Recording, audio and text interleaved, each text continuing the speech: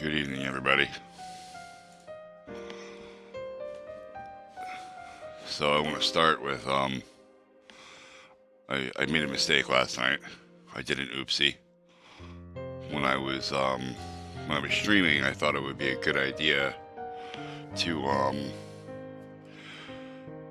demonstrate that the song from Skyrim, the title music and the boss music, Dovahkiin, is actually a remix of a song called Call of Magic from Morrowind, or The Elder Scrolls 3 Morrowind. And I don't know why I thought this would be a good idea, because it wasn't. And it ended up getting one of these.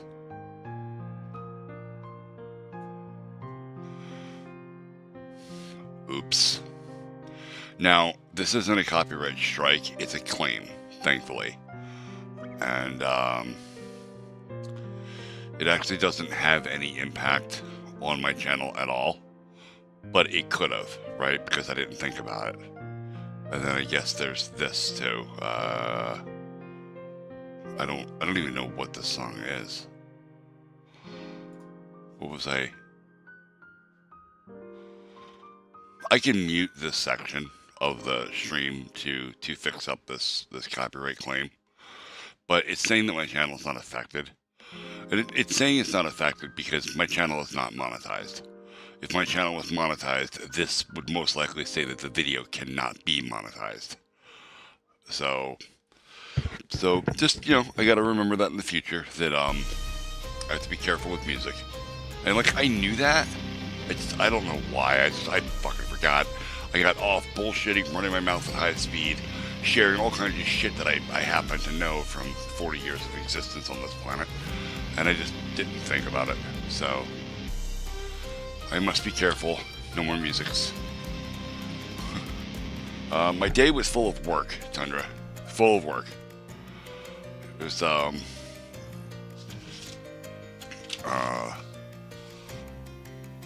me and Mike did a lot today as far as scrap metal goes. We made 2 separate trips to the scrapyard. We were fucking beat.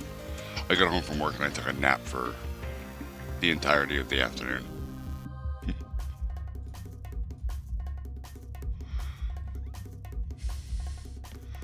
All right, so that's that.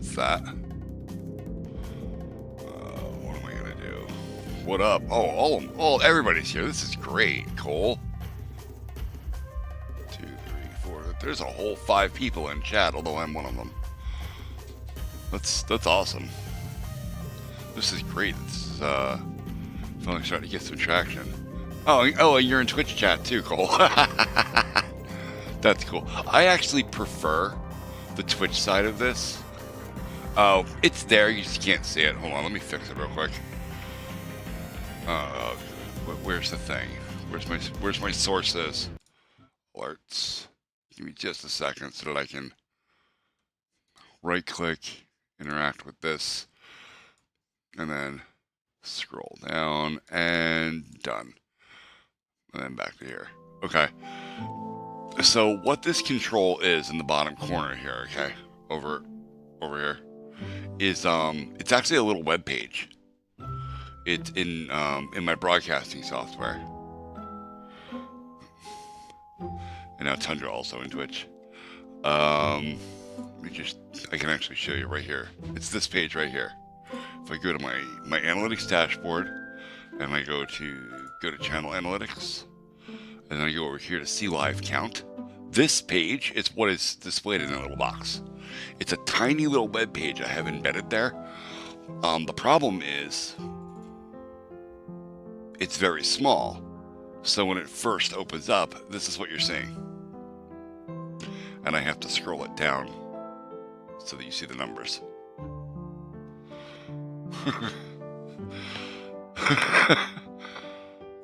Oopsie.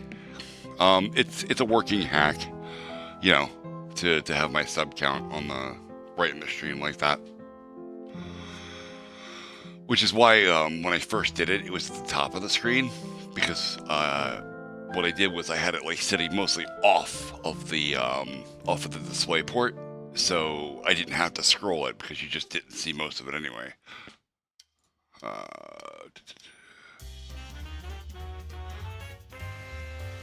Close this and look at this shit. This is crazy. 3,745 subscribers. I don't even know what to do. Yeah, it was above my head. Yeah, when I first put it in, because I had a different banner bar at the bottom too, and it didn't allow for me to put the sub count in it. I remade that banner bar so that I could move it. So I've got, what do I have here? I've got some stuff I've got to fix. Because the live last night does not have a proper thumbnail. This is not correct. It does not match the rest of my branding. And tonight does not. This is just chatting. That's an easy fix. I already have a thumbnail for that. So we just edit this, upload thumbnail. And we're going to do just chatting. And save. And then that is saved. Back to channel content. And then tonight's, we're going to edit this. Okay. You know what? I'll roll with that for now. That'll be fine. My favorite type of game. I don't have a favorite type. There's a couple of different games that I'll play, but I don't have a favorite type because I get bored with stuff, right? And then I have like this cycle of types of games I go through. So there are games like Minecraft, which, as games go, if there was only one game I could play for the rest of my life, it would definitely be Minecraft. Okay. But that doesn't necessarily mean that sandbox games are my favorite type of game. Minecraft is just a very well executed version of that genre. Alright.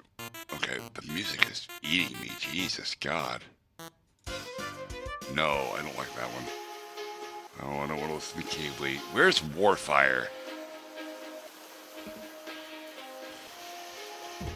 There we go. Music.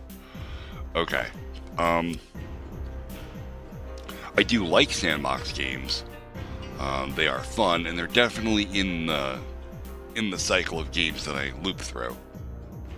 I don't know yet. I haven't decided. Probably once human. Probably because I have more testing I have to do. I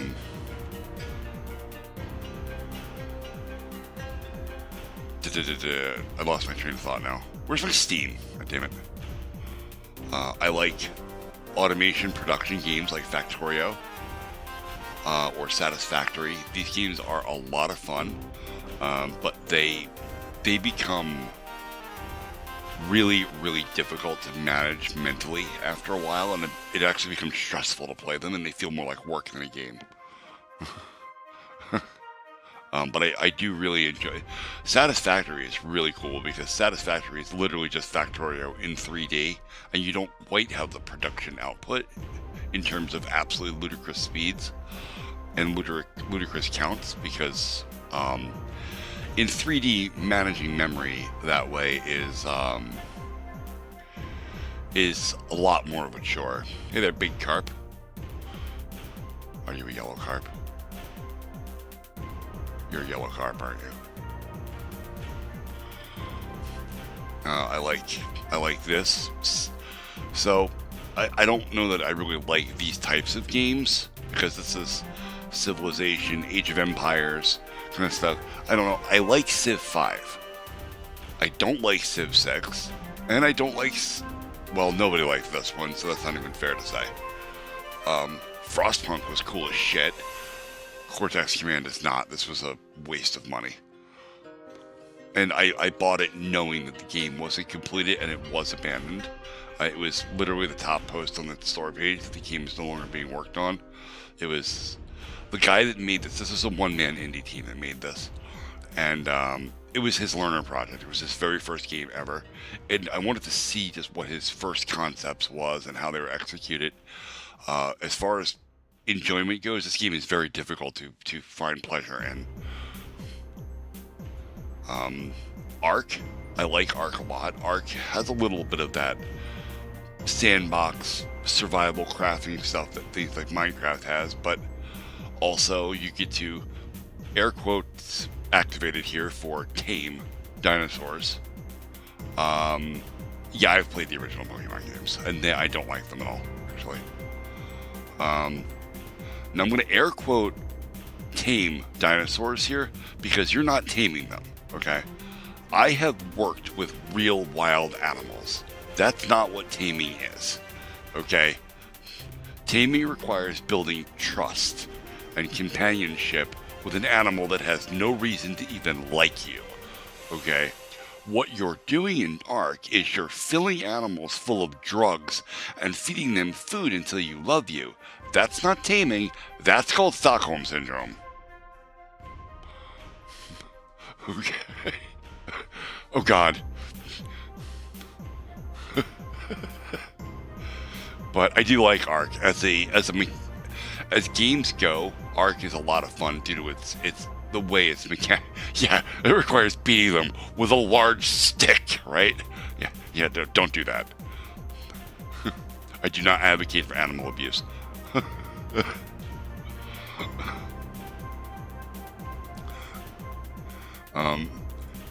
If you've never seen this, and you probably haven't, this is actually a really cool game. It's really chintzy and really cheesy. This goes back. This game is so old. It's actually an old DOS game. And I bought it just because there's a lot of like memorabilia here. Like, this game is cool. It's nostalgic as shit.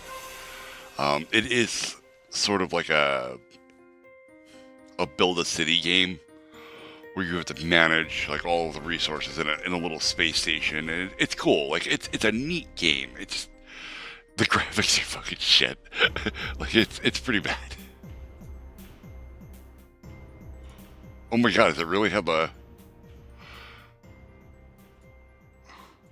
So, like, this is what some of the alien races look like. Like, this is terrible. These graphics have not aged well. But it is fun. I still play it every once in a while. I install it.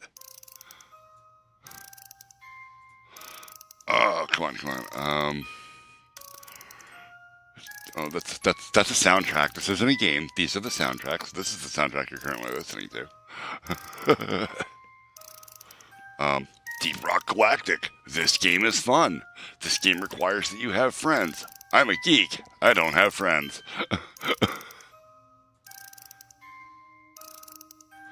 Oh yeah, I definitely played the original Doom. I played the original Doom on both DOS and for Sega Genesis. And I'm going to point out that the original Doom on Sega was fucking hard.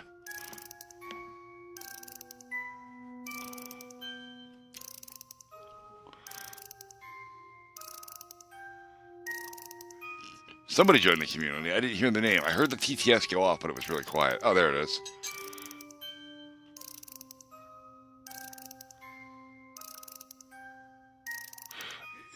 Okay, so here's what we do with this. I go right here, and I click this button, and Jarrett goes bye-bye. Okay. So it's one of the issues that I have with Twitch. I'm sure Tundra and Cole, you saw that because you're over on the Twitch side too, I think. Right? You still over there? I don't know. I get bots that join my chat, and then they try to get me to friend them on Discord. And then I ban them because they're trying to hack my Discord, or they're just trying to sell me arts and stuff for my stream.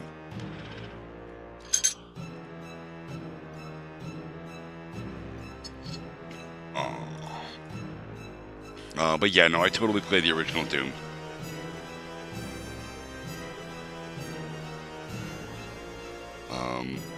Two Point Hospital is another simulation-style, like, resource management game. Timberborn, same thing.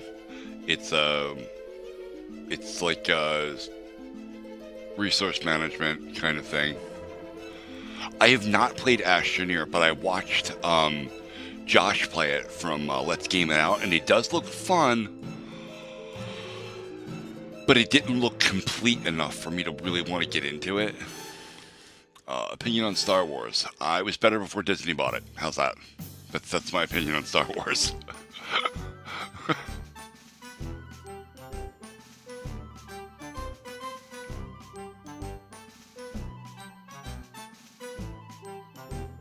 Alright.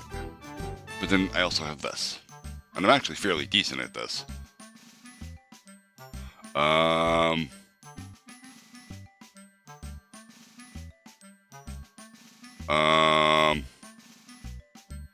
getting a little worried about chat.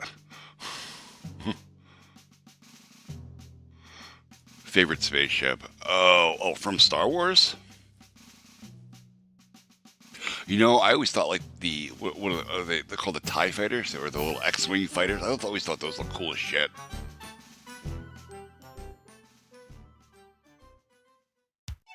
The X-wing ones, not the TIE fighters. Although the TIE fighters look kind of cool too.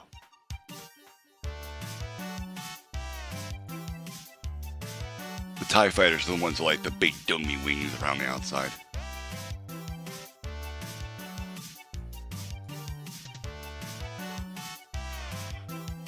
Alright, let me turn that off. We'll get this loaded up.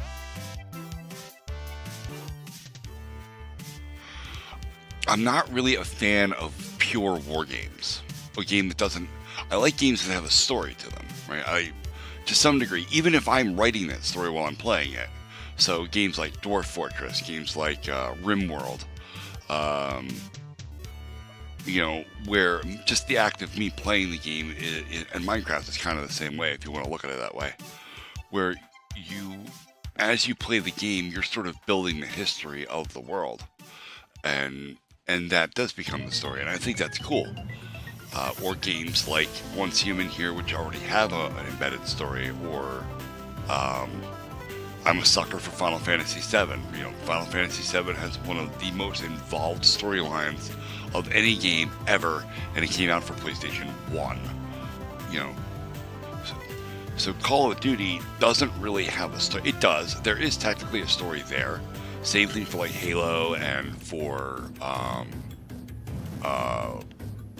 what's the other one? Destiny. You know, all of those games, which I realize Destiny isn't really a shooter. It's more of an RPG dungeon crawler with guns. But it's functionally still the same idea. The story is really thin and exists only to give reason for the current action. And the story doesn't have any real development or anywhere to go. Like a good story, when told, you have to have the rise and fall of action throughout the story. So when you... And there's some aspects of good storytelling here. And let's talk about that for just a second, because this is kind of important. A lot of people don't know this. Okay? When you're telling a story, whether you're writing a novel or you're building a game or anything that has an overarching theme or a storyline to it, your story has to do this. Okay? Where you have the climax of action right here at about near the middle end of where the story is being told. And this is your rising action section here. Okay, so this is, as things keep happening, story beat, story beat, story beat. Every time it adds just a little bit more pressure and a little more intensity to the story of why things are more important. This is more important. This is you create tension for the reader or the person experiencing the story. And then you have to get to here. And this is where shit starts, like this is your fight scene, right? If you're writing an action story. This is where all of it's going to break down. And then here we start working toward the falling action and eventually resolution of the story. Okay? And these beats will tend to be a little further apart as things are explained and walked out. Well, they don't necessarily have to be. Now, there is an exception to this rule, because of course there's an exception to the rule. I did read a story when I was in high school, and I don't remember what it's called. I did it for extra credit. Where the story was just this guy talking about nonsense and craziness. And the more you read it, like, the more it was more and more difficult to understand. And just because of that, the story just kept getting more and more and more and more and more intense. Well, here the guy had been killing people the whole fucking time you were reading it, describing the intricacies of people dying. Like the author went as far as to describe the sound a human head makes when you cut it halfway through and then twist it until it pops off. Okay? And at the very end of the story, you realize exactly who's telling the story, what had happened, who the killer is, all of this stuff, and the killer is the guy telling the story, basically. It's not apparent. It's really well done. And he's just sitting in a rocking chair, just rocking back and forth on his porch, just laughing maniacally. And that was actually the climax of the story and the end. This was so well done. And it was fucking ridiculous that this part didn't even need to exist. It was really well done. But this is a one-off. You don't get to do this. Okay? Everybody else tells stories this way. Okay? Most games have to have your rising action, climax, and falling action for a full-fledged story. Okay, now not every game needs to have a story that quite hits this diagram, right? Like the game that I'm working on. The game that I'm working on is an arcade shooter. So my game is actually just about this part of the story. This is all there, right? But you don't see that in the game. This is what you're playing, because that's what it's an arcade shooter. You're playing the action bit.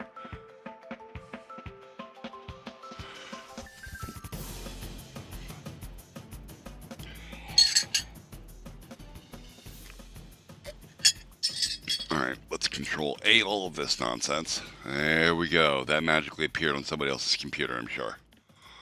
Alright.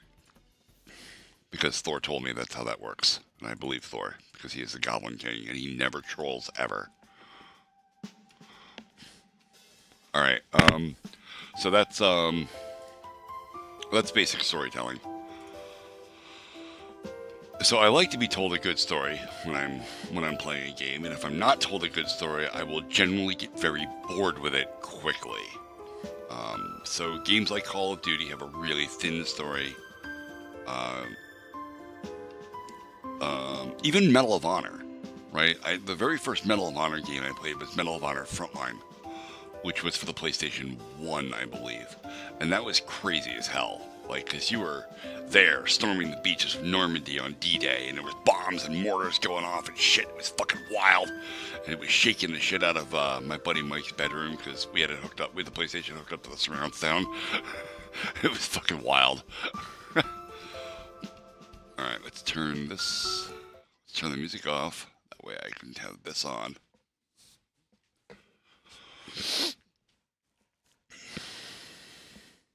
Oh, I gotta make myself smaller. Little me. That way my giant head isn't in the way of the game.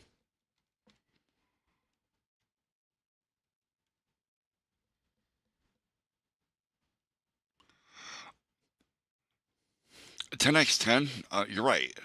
Not all games need to have a story. And that's kind of the point I'm making, is that even if a game doesn't need a story, I personally need a story in order to play the game, or I don't find it enjoyable. And then I was answering Tundra Clockmaster's questions here about my favorite kinds of games to play. Whoa!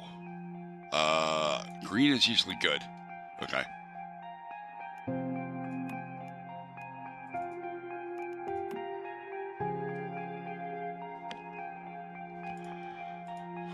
Again, same thing. Call of Duty just... Why are you doing this game? Call of Duty is just not my thing. I mean, my buddy Mikey plays it, and he likes it, and that's cool. Just not my thing.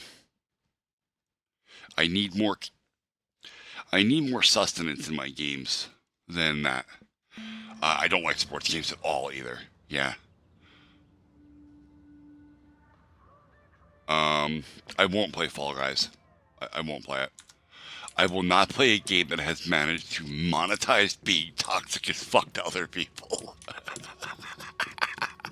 That game is so rude.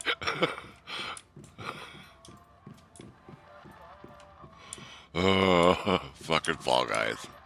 Don't get me wrong, as party games go, that's pretty cool. You know, I grew up in the Super Mario Party era, and I don't like Super Mario Party either, by the way. I don't like. I really do not like any sort of PvP. It's. I played a PvP game for like I don't know 4 years or something when I played EVE Online, and it's just not something I ever want to get into again. The PvP that I did experience was absolutely ridiculous and so toxic and so terrible that EVE Online had managed to monetize the entire idea of being a space pirate.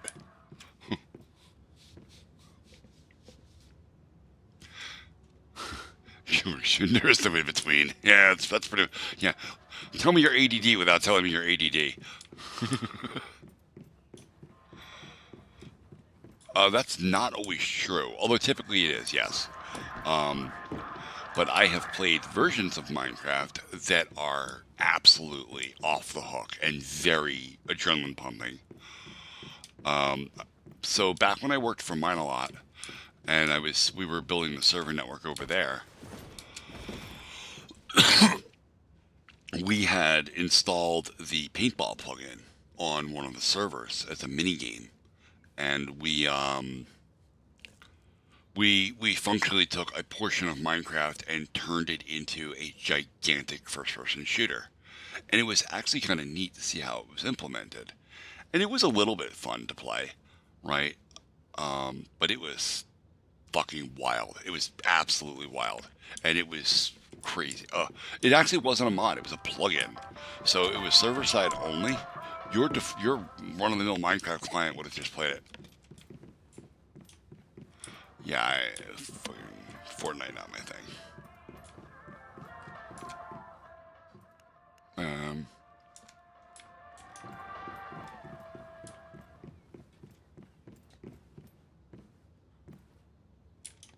Yeah. Tell me your ADD without telling me your ADD. Dude, I know. I'm ADD as fuck. I know. Oh, I can't go yet. Because I have food, and I have spoiled food. Yeah, this is actually bad. I'm really low on food. I haven't been playing enough, and even when you're not playing, the timers run for food spoilage and stuff. So before I do anything, I should probably go hunting. And I guess I love that that's the thing about this game, is that you can functionally just go hunting. It's fine.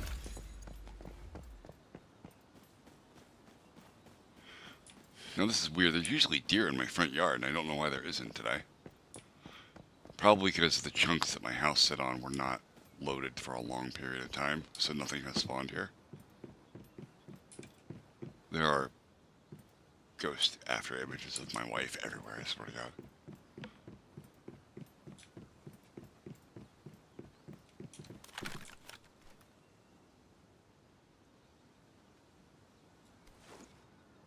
Okay. Where the hell are all the animals? Again, it's not that I really like hunting, it's that I like that it's a singular aspect of the game. It's something I do occasionally, but it isn't the entire meat and potatoes of the game.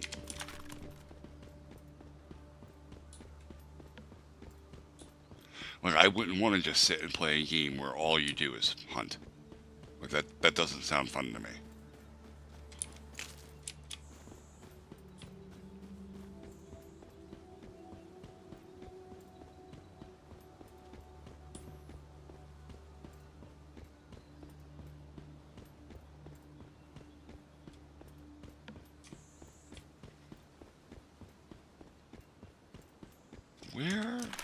Where the hell are all the deer?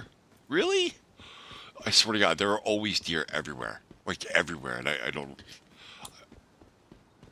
even know. I don't even know what's happening right now. Why this is? I get oil though. Cool. It doesn't even have to be deer. It can be boar. It can be crocodiles. It can be rabbit. There's lots of things that give you meat. Ooh, I've never played Dauntless. What's that? That actually sounds cool. Apparently, where's Steam?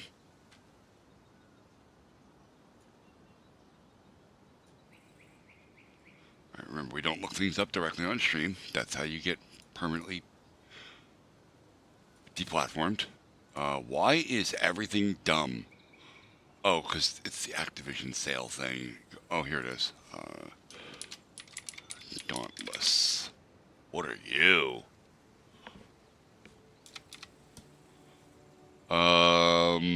There is no game called Dauntless here. It must not be for PC, or I spelled it wrong.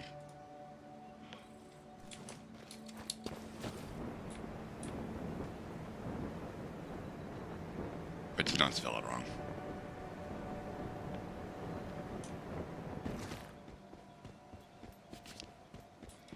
Is that a console only game, Cole?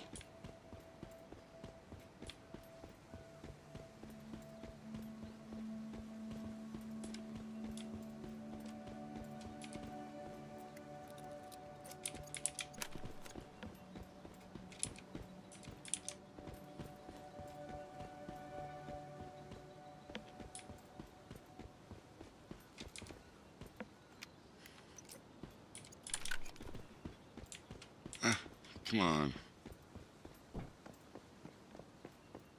Oh, I haven't been in here in a while. There used to be deviants all through this place. Where are they? Oh. Found them.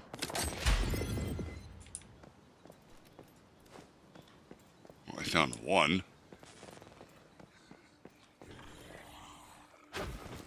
Oh.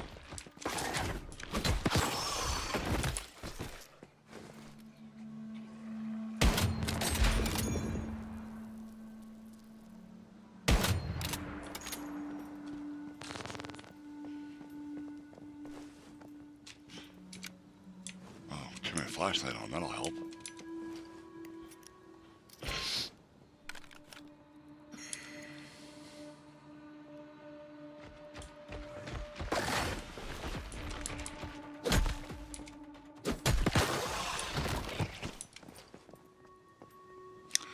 Oh, it's distributed by Epic. Epic doesn't really have crap games.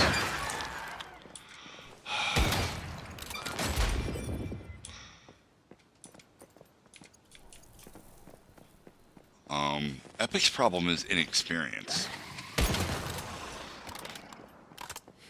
And Epic has a really broken release system with their launcher. Which, honestly, I don't know how they're affording their business model, but I guess it's really none of my business. I mean, that's great, dude. I mean, I'm not going to tell you you're a bad person because you like games that I don't like. That's the beauty of games, right? There's something for everybody. And I like Fall Guys. Fall Guys is supposed to be toxic. It's a party game. Like, you're supposed to try to win while fucking everybody else over. That's literally the point of it. Not a gameplay style that I personally enjoy, but there's nothing wrong with enjoying it.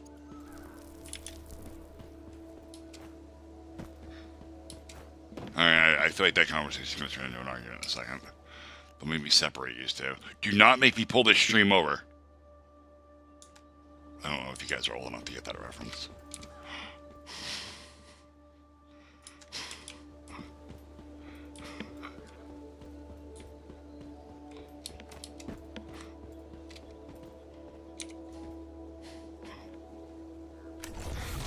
I'm currently playing Once Human. It is a closed beta version of the game.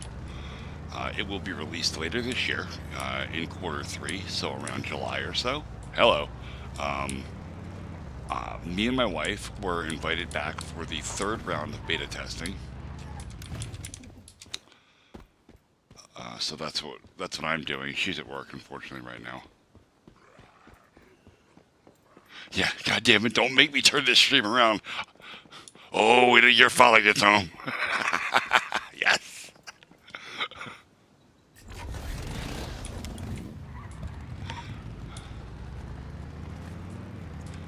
So,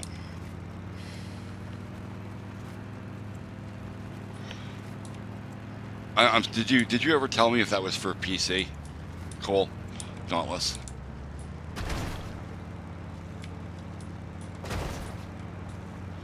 Ghost Recon, Ghost Recon. That sounds like another shooting game. Is that a war game?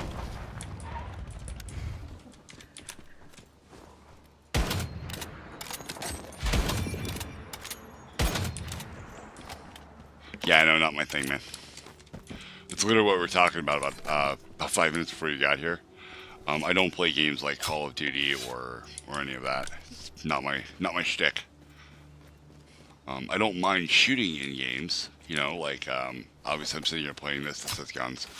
I play like the Metal Gear series that because the emphasis of the game is not around just shooting things. There's more sustenance to the game and storyline.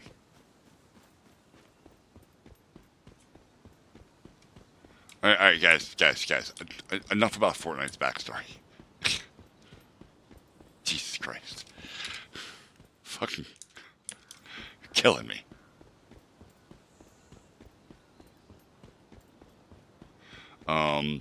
Like, right around the time Metal Gear Solid got really popular, another popular game came out for the PlayStation called Siphon Filter, and that was awesome.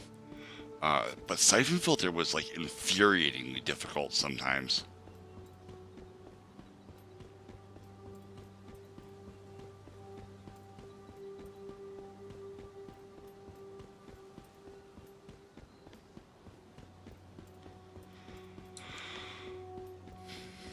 But it was the same thing. I mean, it was full 3D stealth game, similar to I guess would be closer to like Metal Gear Solid 2: Sons of the Patriots.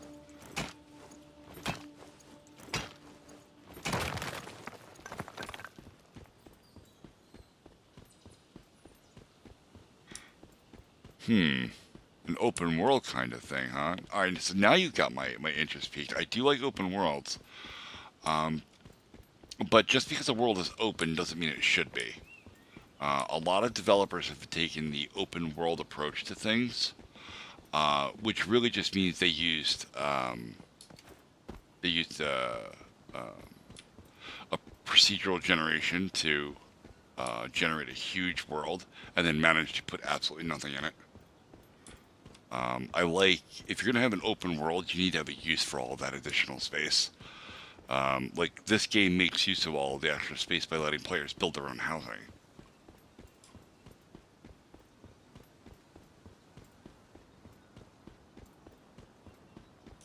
All right, we're still talking about Fortnite's fucking story. Like, guys, come on.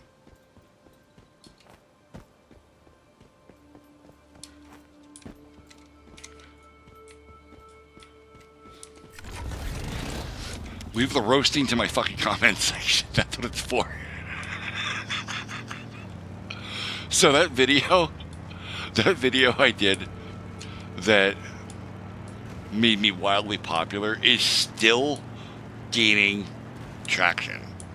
It is still getting views. It is still oh, I thought I was gonna make it and I didn't. That is entirely user power, like economy, production. Okay, that's cool. I've actually played a game similar to that. It's called EVE Online, and now I'm very afraid.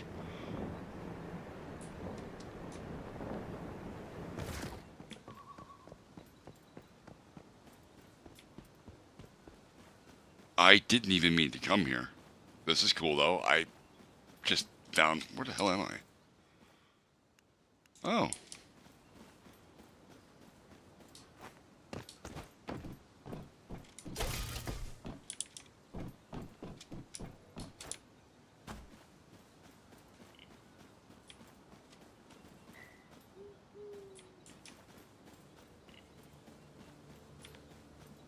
That's accurate. Hey, welcome back, Rich. So, yeah. Crap baskets. I forgot what I was... Oh, yeah. The video. I was going to show that off real quick. I still haven't found any goddamn deer to kill.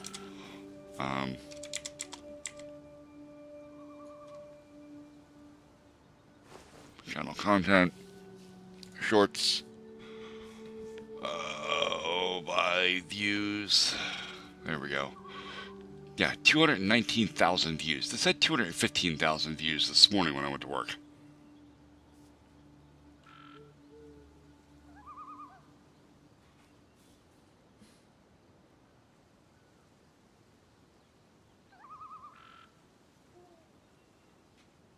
I don't know what PFP stands for.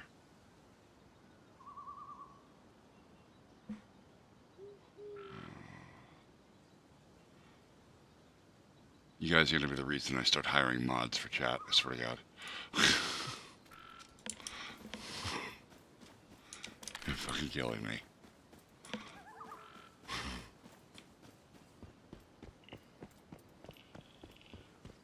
This game is about... I kind of don't want to tell you what it's about. Like the actual storyline, what it's about, because it's really good, and I don't want to spoil it. But functionally, it is an open-world survival crafting game with a locked progression system that you have to kind of traverse by leveling up, going to various places, and defeating the bosses.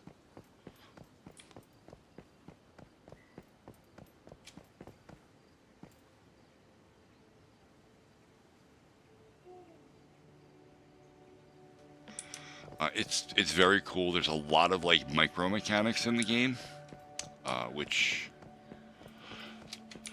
depending on how it is implemented into a game, can be a good thing or a bad thing, right? I'm actually getting annoyed with this because I can't find any fucking food.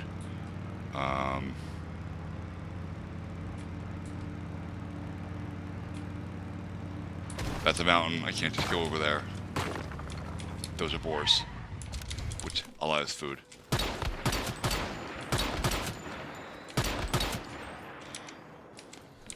Anyway.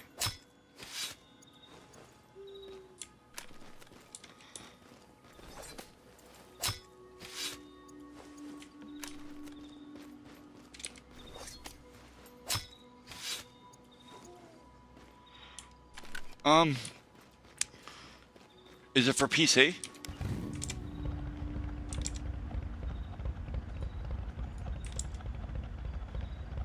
Where's Steam? There we go. Ghost Recon. Let's have a look.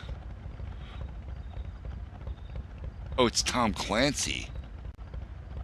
Okay. That might be why I didn't look at this, because Tom Clancy usually does games like Rainbow Six and stuff like that. Yo, can I get a fucking video? Like, really? All we did was pictures?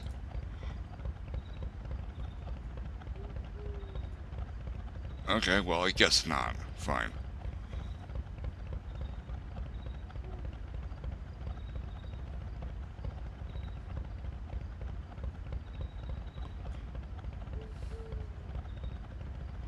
Wow, 450 megahertz processor it'll run on.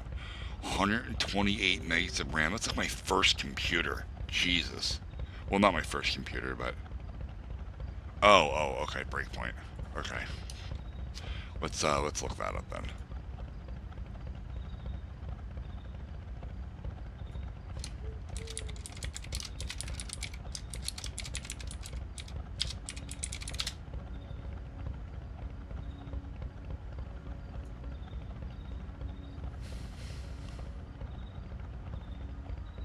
There's no fucking video here either. Yeah, no, the graphics definitely look better.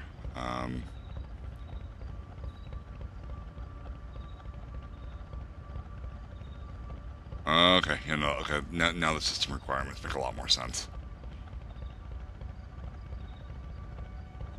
That's neat. Action adventure.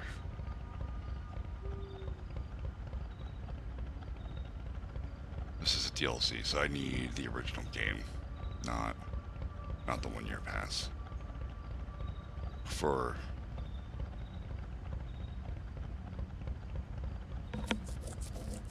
that. Yes, yes, yes. Alright, now there's a video and it's got mild sexual themes. Potentially.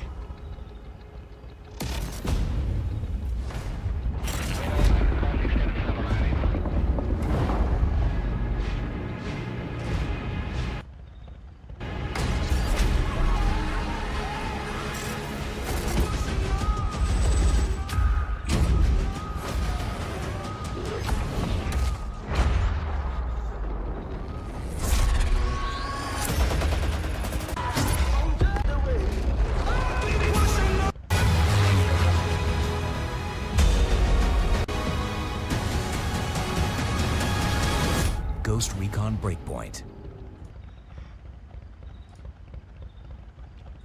That looks kind of neat.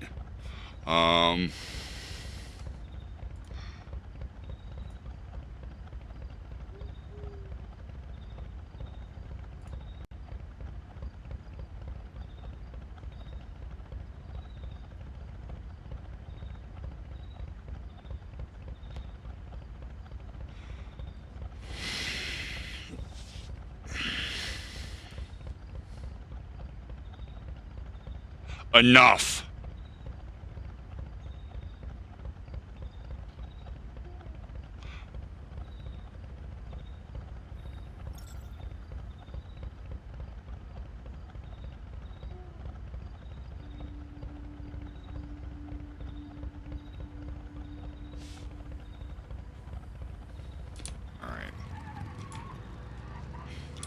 Anyway, Ghost Recon looks interesting.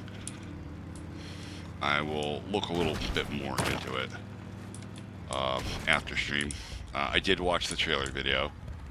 It does look kind of reminiscent of Metal Gear Solid. As far as, like, movements. Is stealth an option?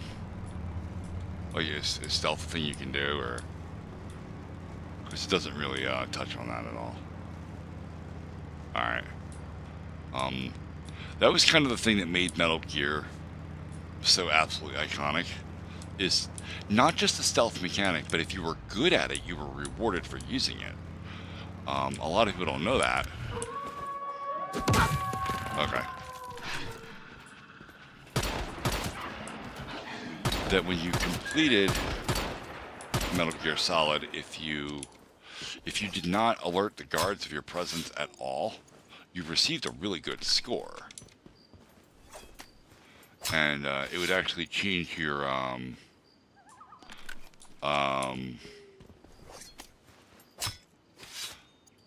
assigned codename, which was kind of cool. And no, okay, so Tundra, I did look into why my stream is constantly on normal latency, and it's because of my OBS settings. I can't change it. I mean, I normally would be able to change it, right? Like, god damn it. Hold on.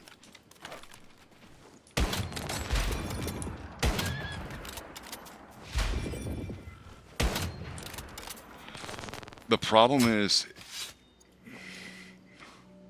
Oh, no. It's... I tried, right? I messed with it a little bit. Give me a second. I'll actually check what it's properly at. Like, you can change the setting in your, in the stream editor. The problem is, if you're streaming at 4K resolution, you can't change it. It has to stay, because the low latency settings can't handle the stream at that resolution. So if you're at 4K, which I am absolutely at 4K, or if your bitrate is high enough, you won't be able to edit it, which is the problem I was having. So what I'm going to do is, and it's why I didn't do it, because I was really tired today. Yeah, time to go. I actually have to go into my OBS settings.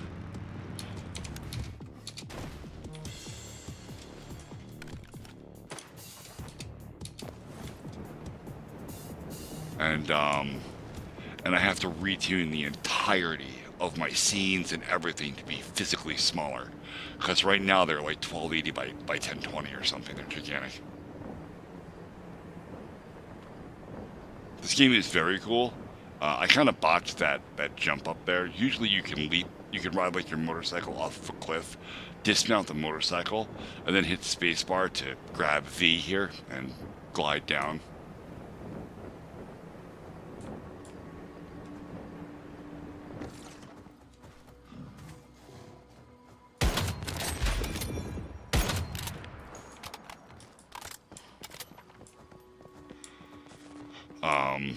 This game is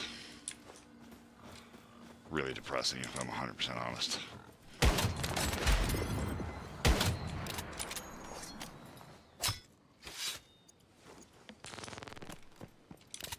Alright, let me...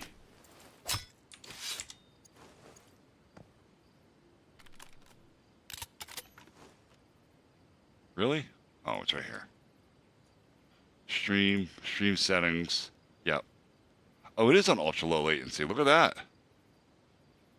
Cool. So it looks like me. So I did play with some of the settings today on just my camera. Because this is a brand new like 4K webcam that I just got like, 2 months ago. And I turned the settings down on that. And I guess that was enough. That helped.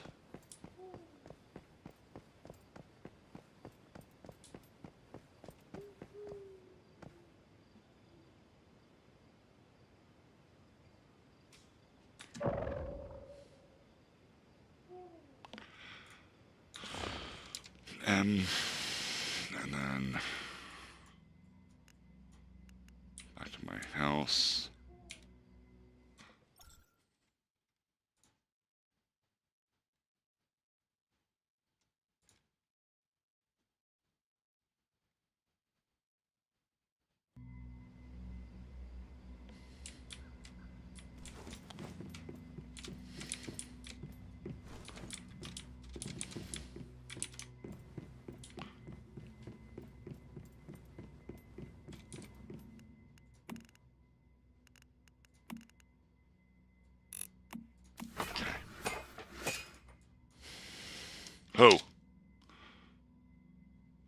Who is an undecided gender at the moment?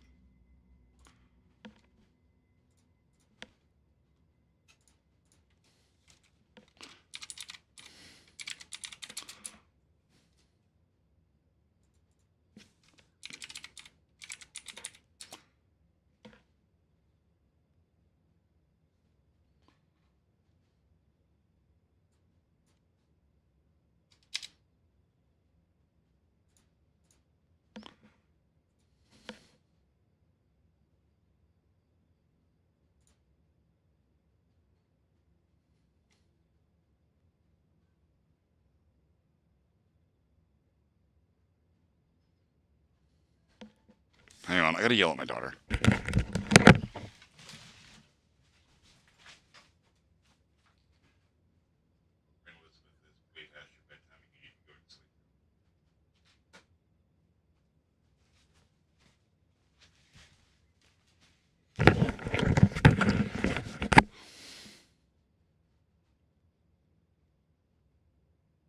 Guys, I'm gonna start timing out people in chat.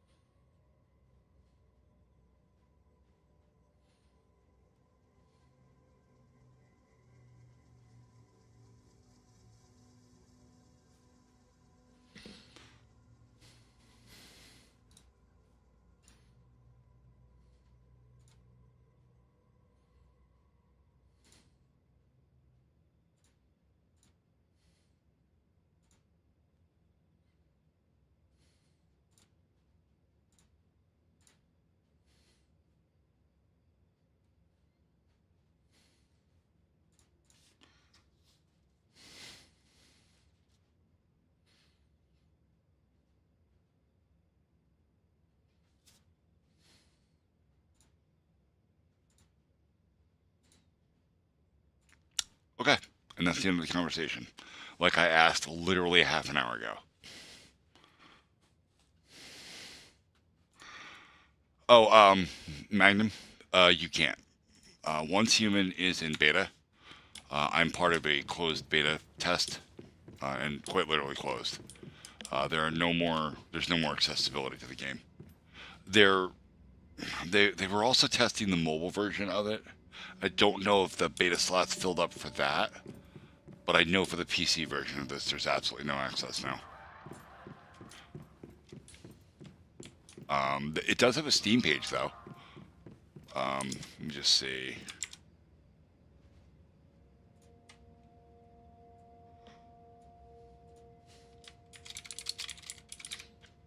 That one's Human. Oops. I don't believe so. I don't know that it's going to have a console release. That may come in the future.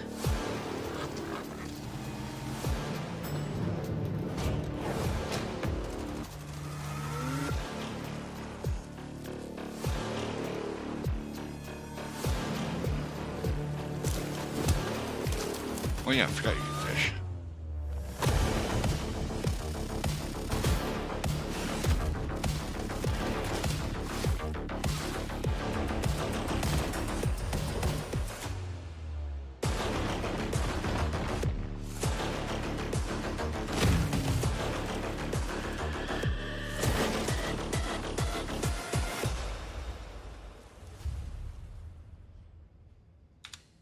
So that's the trailer. It really is good. God damn it, I keep wasting bullets.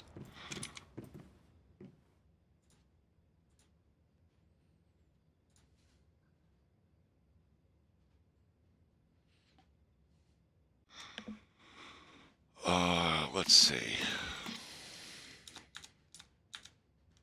Hold on. What I will do is I will go to their Discord.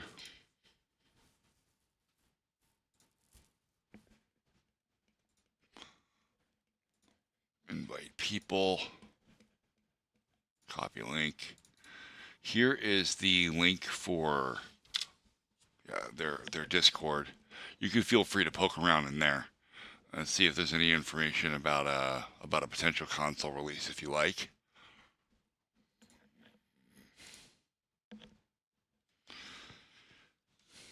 Their Discord is definitely updated a lot more than their website is or any other. Wait, what?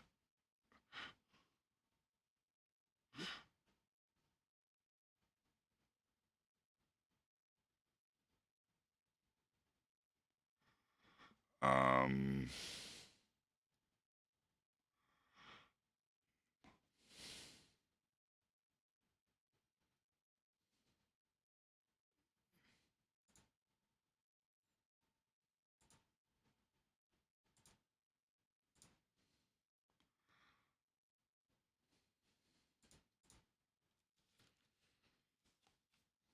yeah, no, I'm in a fucking mood now. So when people do dumb shit in my chat, I'm just gonna time them out for 5 minutes the first time. And if I have to keep timing you out, then I'll just hide your ass from the channel and you won't be able to fucking interact with anything.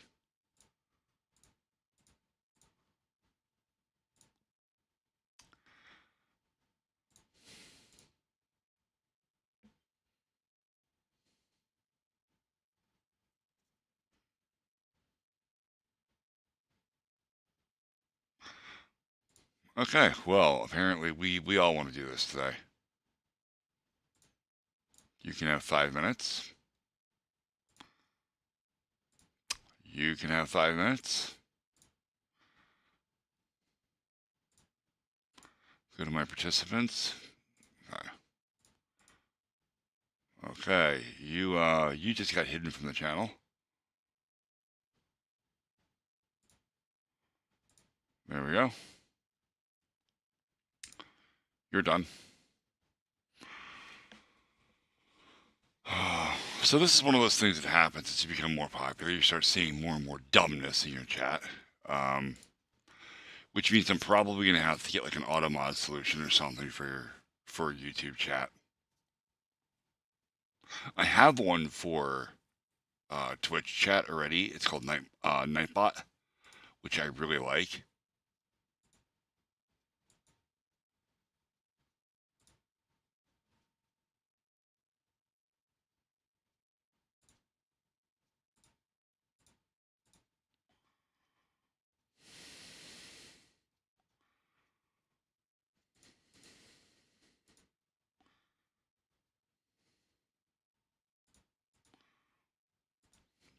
They're bots, man. It's fine. It's one of those things that just happens. This is nothing, actually. I was in Pirate Software stream a couple of months ago, and his stream got hit so hard. There was like, I don't know, something like 22,000 bots in his chat, just all spamming garbage. It was running so poorly that it was actually making everything run crappy and slow. And my PC was lagging, and everybody's back. Well, most everybody's back. So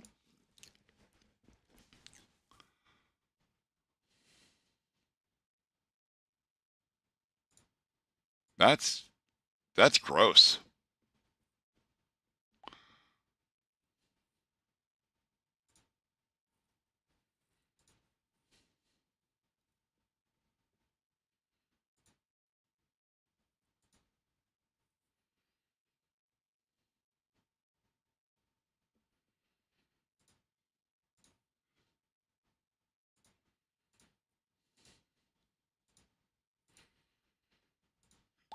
What's UTTP?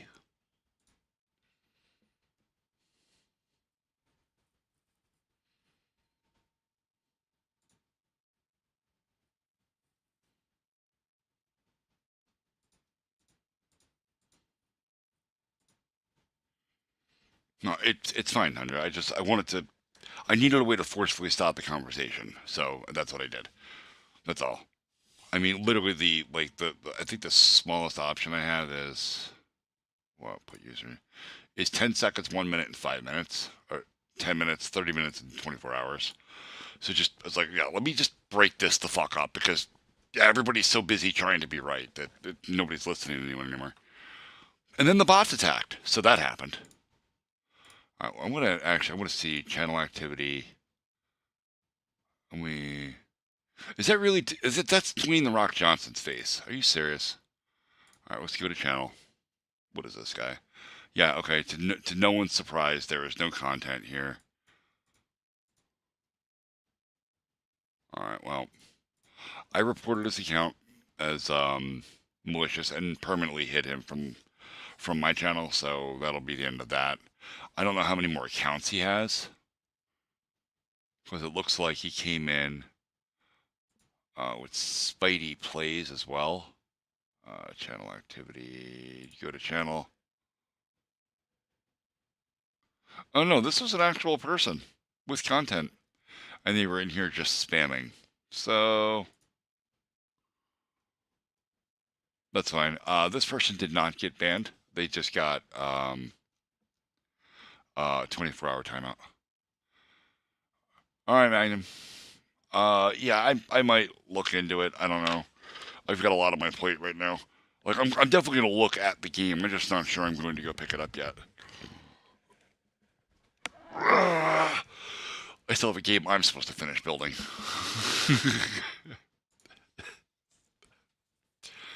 All right. That being said, I'm gonna go grab a cigarette. Obviously, I just shoved one in my face. Refill my coffee cup because that's low, and then we'll get into something else. I'm just not sure what yet. Oh, let me start the stream music again. Dur-dur. I'm good at this.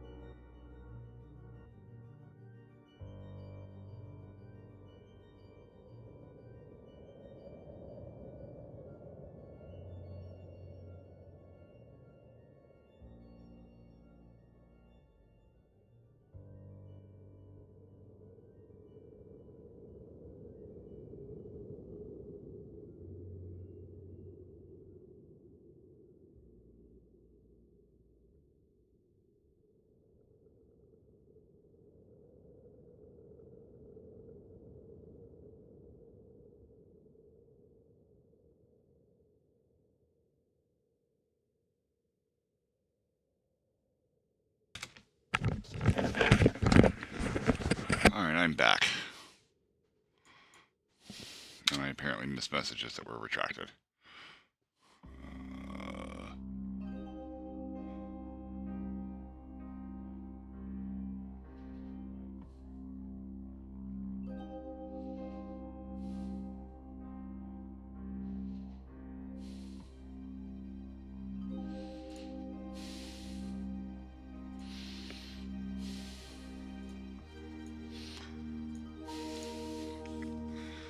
Alright. Moving right along.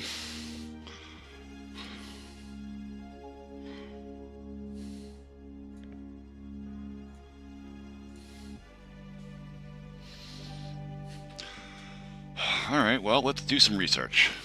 Since I apparently need a solution for YouTube chat. So, YouTube chat bots.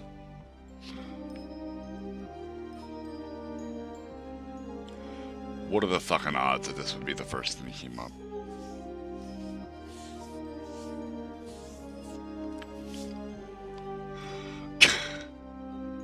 I know. I kind of figured. So, remember guys, I'm 40 years old and I have 5 kids. Well, I'm 41 years old, but I have 5 kids. Like, not my first rodeo. Not even close. Because Fortnite is still in there. Jesus, why is that?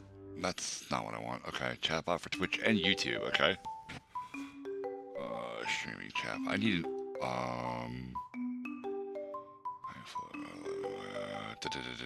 I want to know what this thing does before I go activating shit.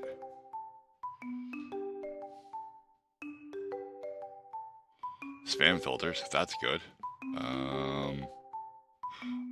It's from Stream Elements. Okay, so Stream Elements is if you're not aware, I use Open Broadcaster to live stream. Stream Elements is another program similar to OBS.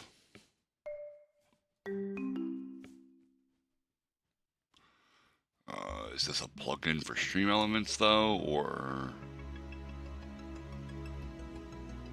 you know what? Actually, let me check Nightbot.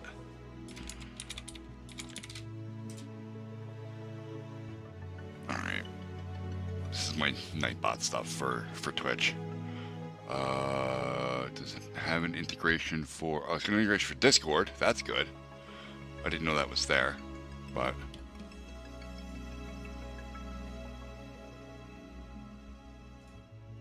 All right, and now you're done.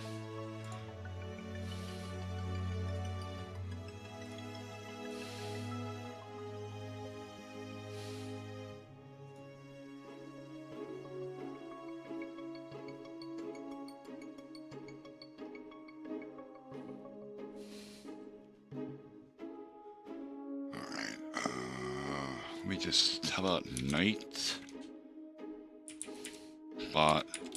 for YouTube? Is there a version of this?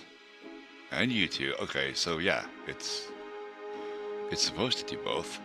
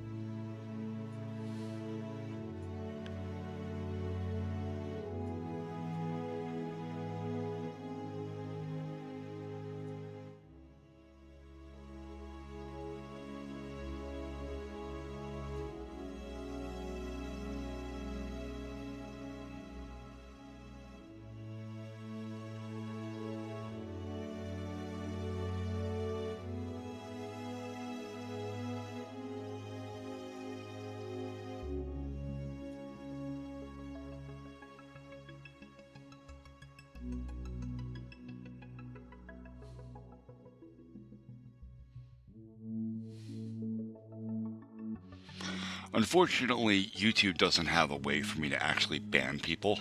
What they have is an option to hide users, which I actually prefer. So now that I've hidden him, He can still watch my live stream, but he can't use chat.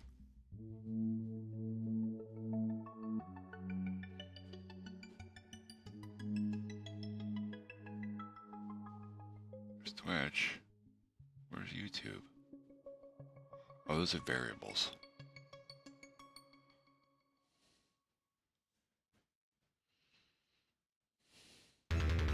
Channel setup.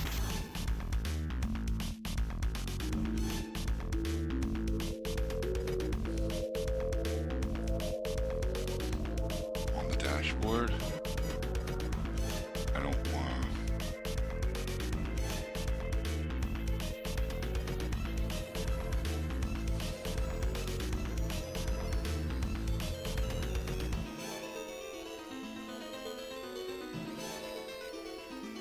Below there, anything?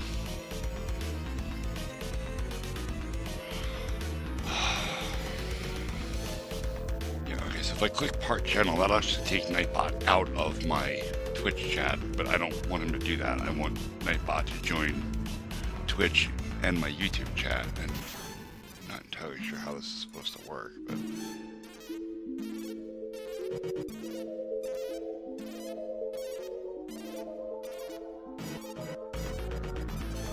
Okay, that's...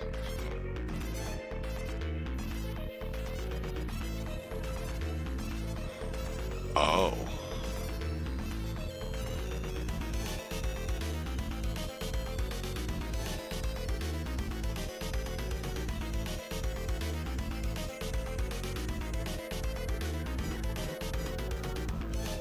Okay.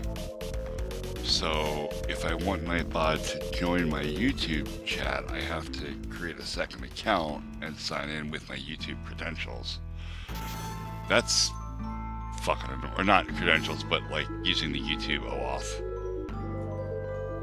That's really fucking annoying. Okay.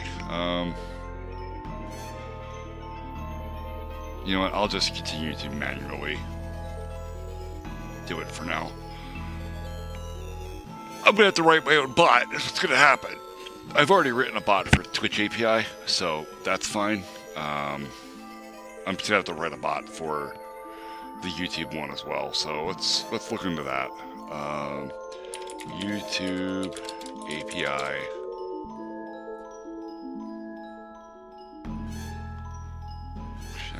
Site. This is not what I want. I don't want to add YouTube to other things. I want to add something to YouTube. I have a YouTube developer profile. What are you doing, Google?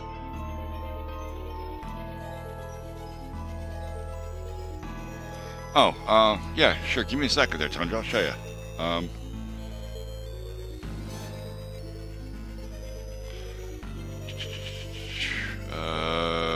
If I remember what button I'm supposed to click to open my file explorer.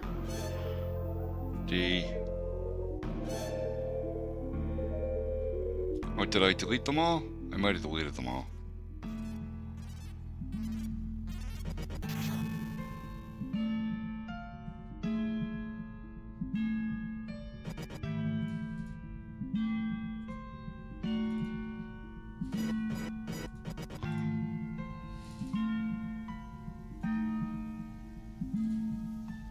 I deleted it.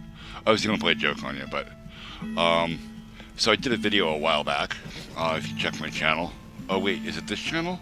No, it's not this channel, it's my other channel. Let's just, we'll visit that real quick.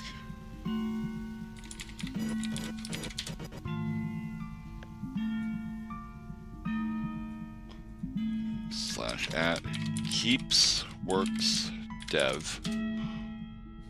Right, this is my development channel, and this is where I originally started live streaming, but I wasn't getting anyone in stream, so I switched to my main channel. But on this channel, in my videos, hide data in images. This is a video on how to do stenography. I'll just link this channel real quick.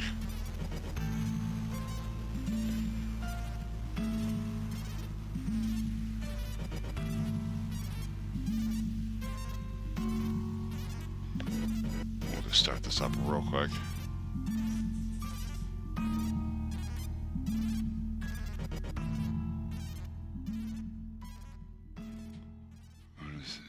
Accounts. Yeah, I think I deleted all of that.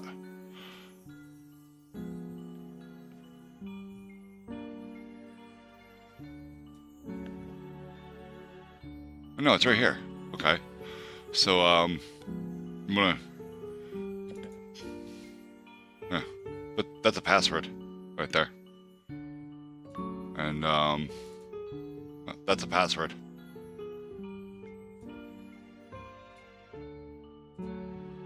And if you watch that video that I just showed you, it'll actually teach you how to write this script.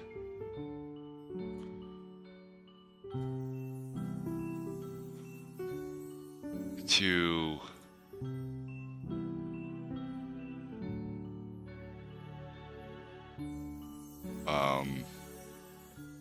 it's actually not what I wanted. This. How all of this works to extract data from an image, so that you can embed passwords or other information into an image file in a way that doesn't break the image file. Like, the image file still works, obviously, as an image, but you can store passwords in it. And these files don't actually contain my real passwords. But like, if I drag this on top of here, see, it just says Twitch password. It just shows me what text I embedded in that image. It's a pretty simple thing to run through.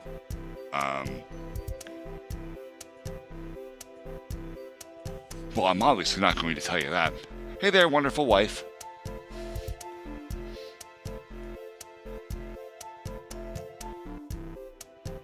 She dropped a snowman emoji.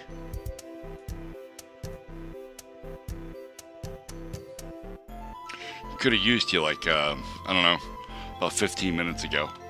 I had a bit of a want of a moderator situation in chat. It was pretty bad. I had literally 3/4 of chat was on timeout. It was bad. The children got a little bit rambunctious.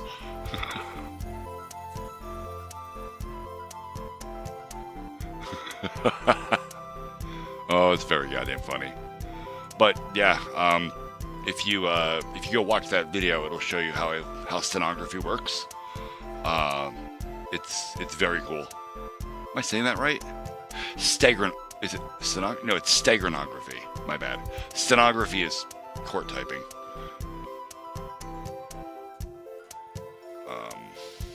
But yeah, this is pretty cool stuff. The video is a little long-winded because I had some issues where I worked out how to do all of this with PowerShell, while I was recording. So, yeah.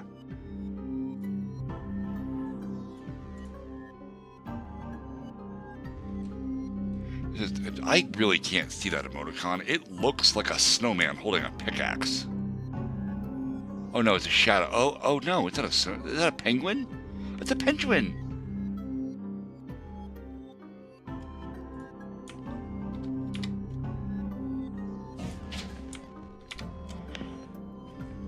All right.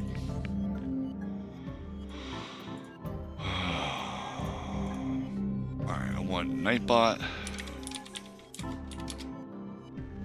for YouTube and Twitch concurrently. Not a big fan of that. Oh. It literally says it can't moderate both YouTube and Twitch live streams. However, a bot can work for both Twitch at the same time if it has one interface for both platforms and custom commands that can trigger the same response in both chats. Oh, that sounds like building an application server. I don't want to do that.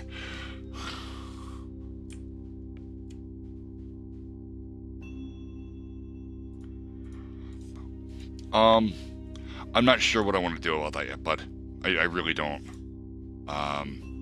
I've thought about it, but I don't have applications set up yet for any of that.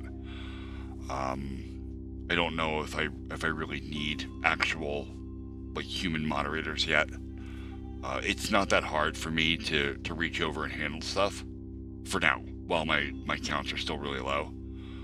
I mean, I only have like at maximum like, I don't know, like 15 people in chat or something.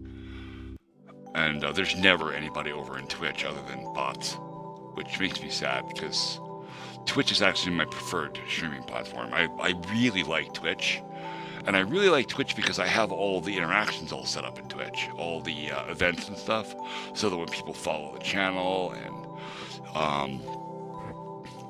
if there's any donations or anything like that, all of those events do stuff on screen on the stream. I don't have any of that for YouTube because I can't access it yet with YouTube. What I would ultimately like to get everyone off of fucking YouTube and put them on and get everybody in Twitch. The problem is I can't actively do that without violating YouTube's EULA. So I don't need paint anymore. I could sign up for a second Nightbot account. I don't really want to do that though.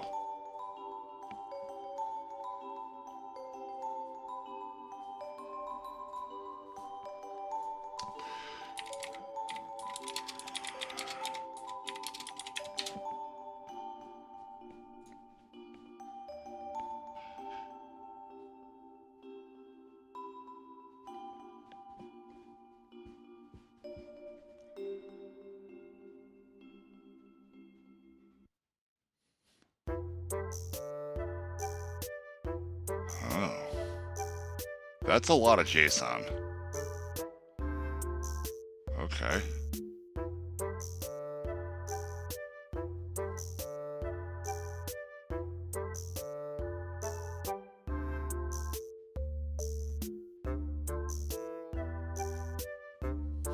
Apparently there are bands.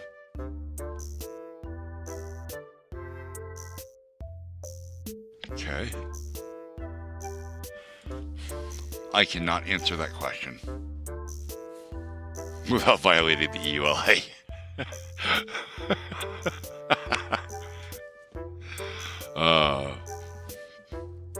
Realistically, man, whatever's more comfortable for you.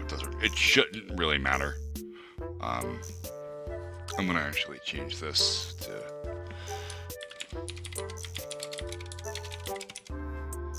software and game development, and we'll just click that.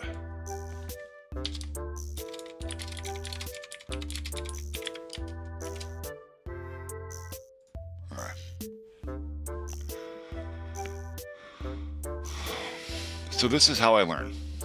Okay, this is when I get a project and I'm like, okay, well, I need to do something. Okay. I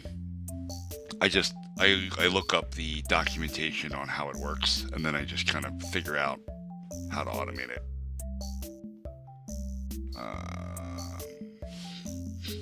But I need to see where you get started. What is this?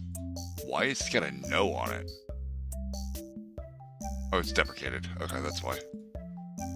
Alright, so there's live chat messages. Alright. This is all well and good. But I need to know how to actually access the API. Like, there should be an OAuth token or something I have to get via like a login system. And it's not telling me that. A proxy server? That's a good question. Let me show you. Proxy servers come in exactly 2 variants. Oh God, I really need to look into how to set up paint defaults so that it's just dark when I start it. Alright, so we're gonna do a circle, right? No, we'll do squares. Okay, so here's your computer. And here is the internet resource that you want to see. Under normal situations, your computer makes a request. It goes to DNS or domain name service, okay, which resolves an IP address for that address. So like www.google.com.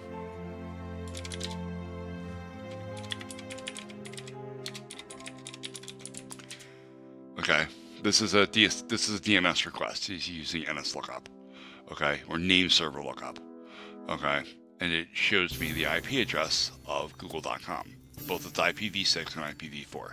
So you get a DNS request and then a response. Hits. From there, your computer takes that IP address and looks on the internet for it. Okay, that also goes to your ISP.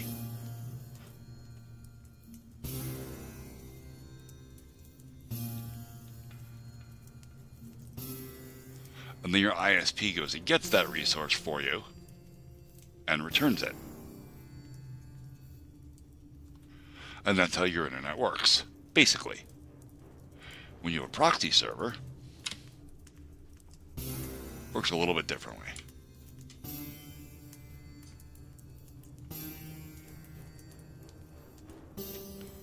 Now, your computer makes a DNS request, which actually does go to your ISP. Usually.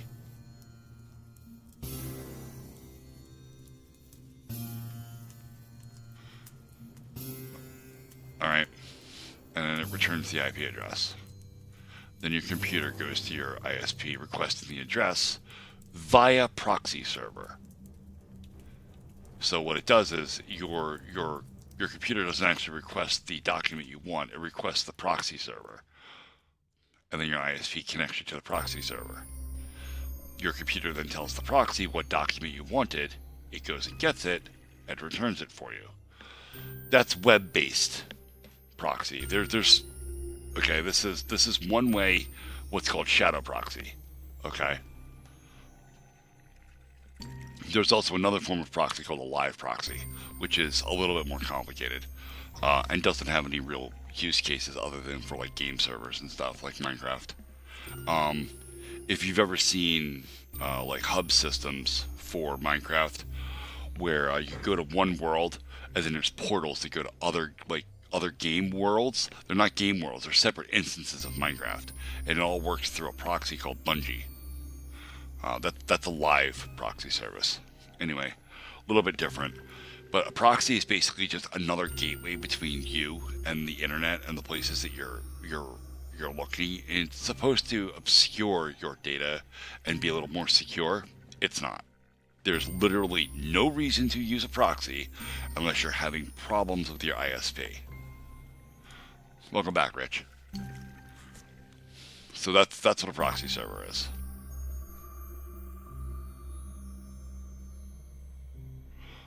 Alright, I need...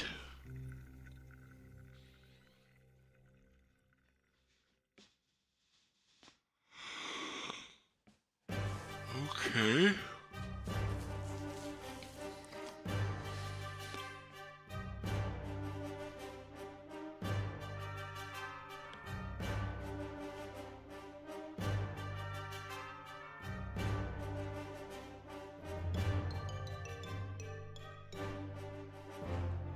Oh, guides. Okay. Oh, it's a video. Of course it is.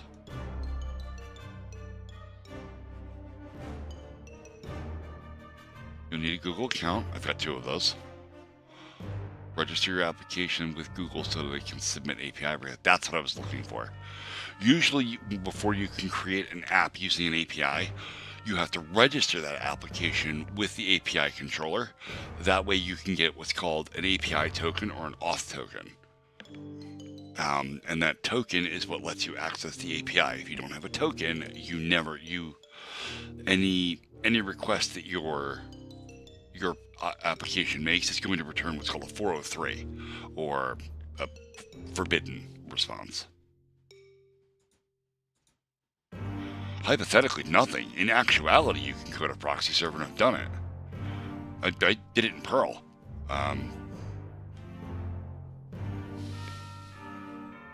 That's why I was saying, like, I don't want to get into building an application server.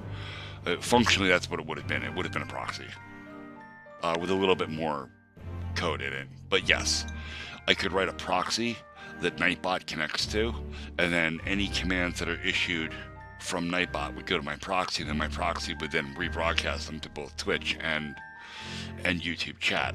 But that's not really how I want to implement it, because usernames change from YouTube to Twitch. I mean, you're a prime example of that. Your name isn't the same. So there's no way to be able to normalize data rates and data transfer. Right. That's what I'm saying. You would use a proxy when you're having problems with your current configuration.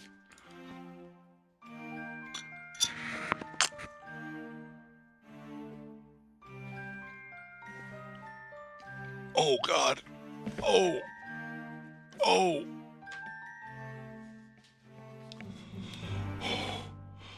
Oh, I swallowed a big wad of air with my coffee and it hurt. Oh, Jesus Christ, that hurt the shit. I'll live. It just... Fucking Christ. Oh, that's a little better. Oh, you ever do that? Like, you swallow like so much of something at one time that you feel like the muscles in your throat just pull apart? Not a fun time.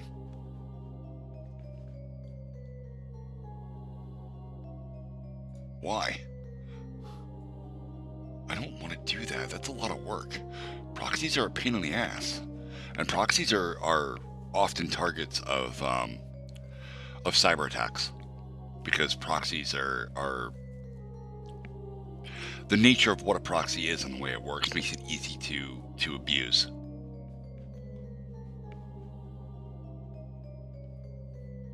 And I mean, why would I make one? I could just download proxy server, Damien.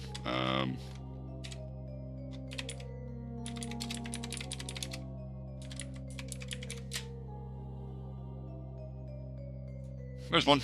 Run on GitHub. I could just go compile this and run it. Oh God, it's written in Go. Never mind. Oh.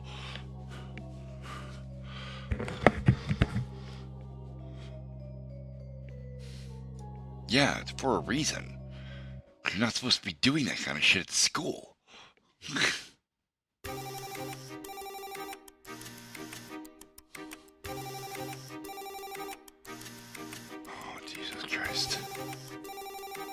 You're supposed to be in school to learn, not be playing games and goofing off.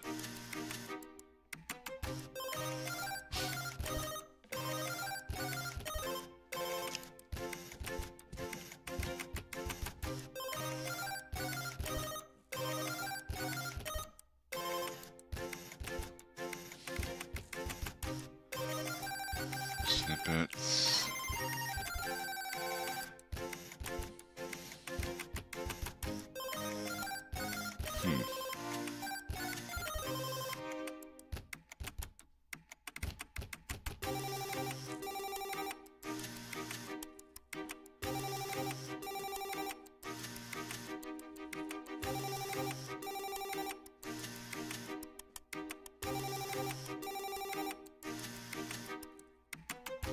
Oh, that's how they do that. I was wondering how developers were getting ads exactly when they wanted to have them, and it was pretty obvious in the video, like that they were using ads to create tension and breaks in their video. That's how live broadcast viewpoint.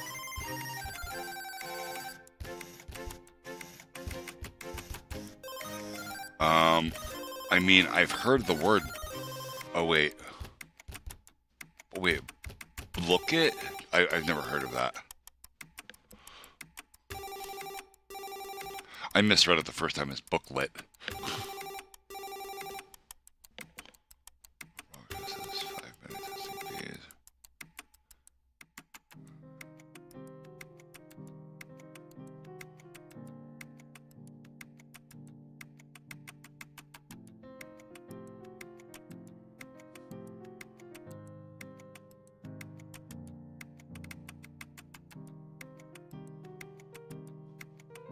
Oh, here we go. Client libraries.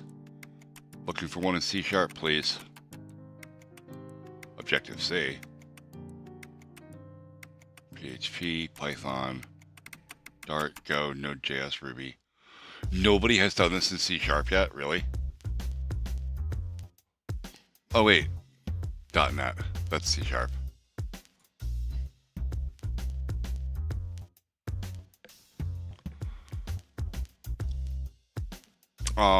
Either Perl or C#. typically. When I actually need something to work and I'm not learning something, or I don't want to use this project as a way to, as a jumping off point to learn a new language. When I absolutely need it to work, it will be C# or Perl. And depending on the complexity, will help me decide which language I need to use. If it's going to be massively complex and like massively like big, and it could get potentially heavy, and it could potentially run slow, I will use Perl every time, because I know how to optimize Perl better than any other language. I've been writing Perl the longest. But when I just need the power of like type safety, and I need it to work well in a Windows environment, with like a UI or something, C#.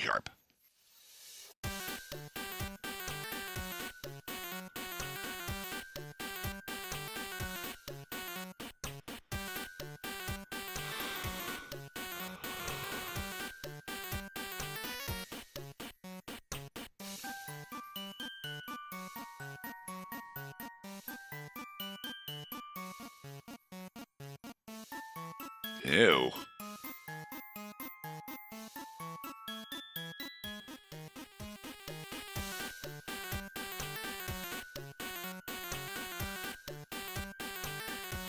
Because run returns a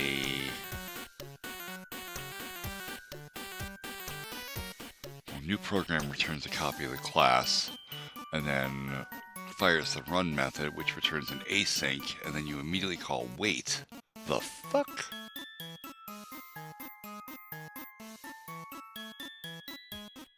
And we read key.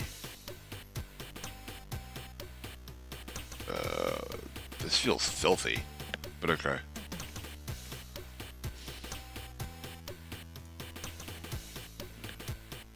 Oh, Jesus Christ. Yeah, I don't think this is something I want to attempt on stream. I can't write bots on stream as much as I would like to, because I do end up having to like expose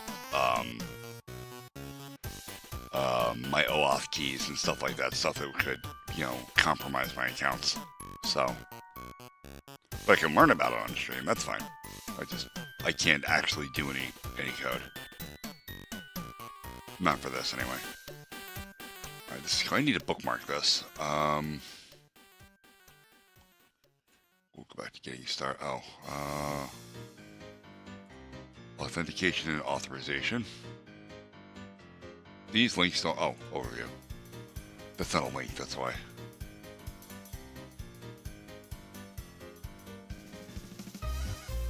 See, using API keys. OAuth 2.0.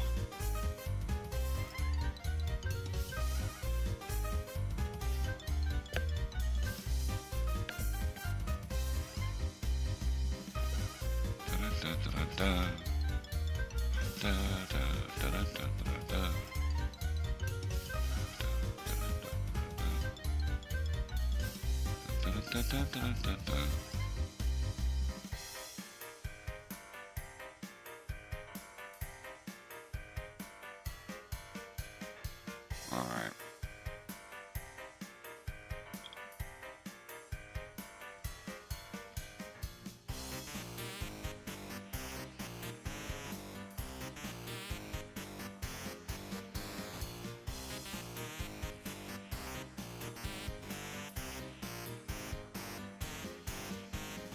Cool. Were you using the HTML canvas object for that? To do your updates on?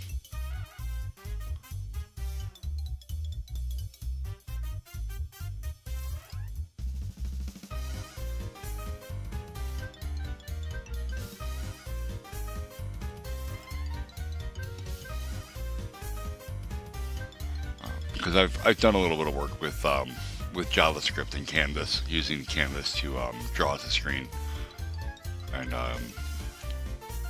do some interesting interactions there.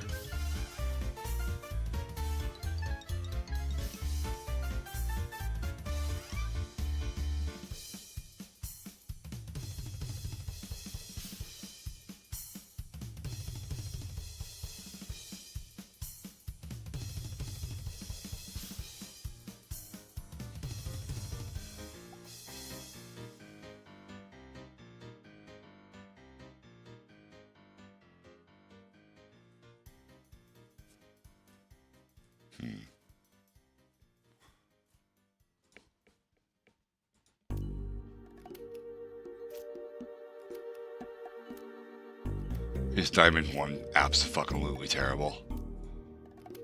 I don't know anything about Fortnite.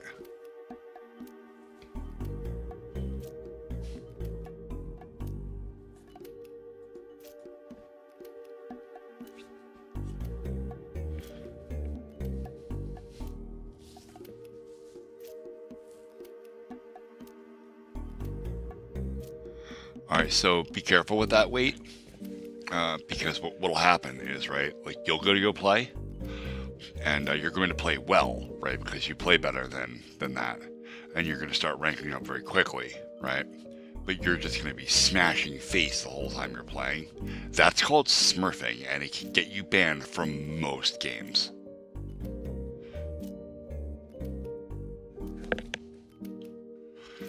There was a great big scandal about it, I believe, in League of Legends very recently.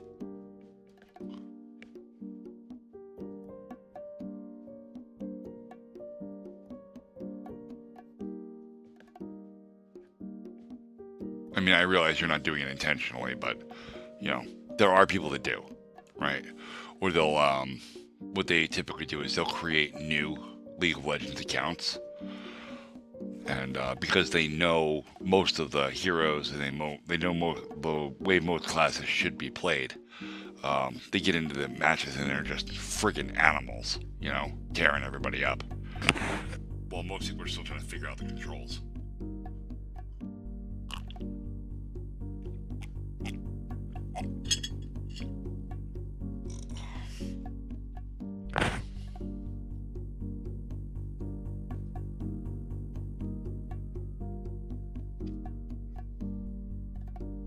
Okay. Let's get started with this then. If you have never created a Google API console project, read the Managing Projects page, create a project in Google API console, install the NuGet package you want to work with. I don't use NuGet.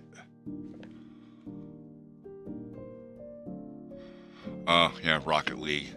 About the only place you won't run into smurfing is a game that unfortunately doesn't exist anymore. But there was a really, really good arena game or MOBA called Dawngate. It was really good. And it was really good because if you played like a fucking jerk off and won, you would get the XP for doing the match and your hero would level eventually. But if you did well and you were nice to people, those other people, you know, on your team could vote for you and basically give you like plus reputation for that match, and it would double the XP for every person that gave you like positive rep. So the first person would double your XP, the second person would quadruple it, the third person would octuple it, so now you're at 8x. And I believe it was capped at 32x, which is fucking wild.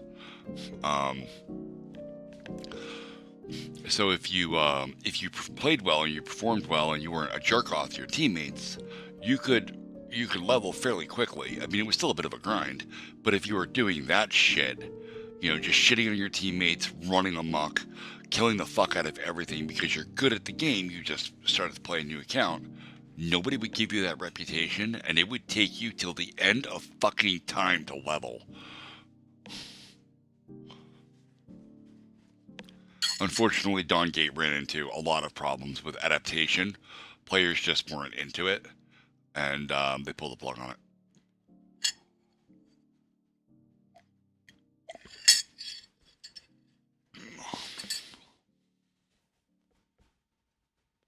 They do. They really do. They really need to give. They need to incentivize good sportsmanship, right? Because you just don't see that anymore.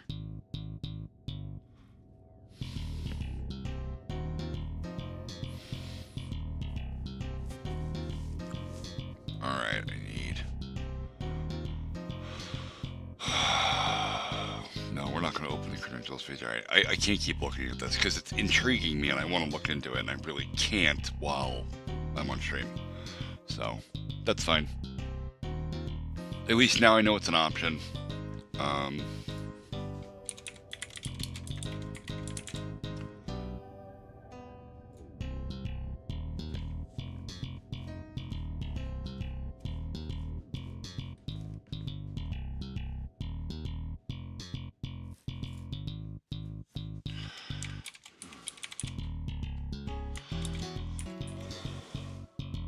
Oh, I gotta create a new project.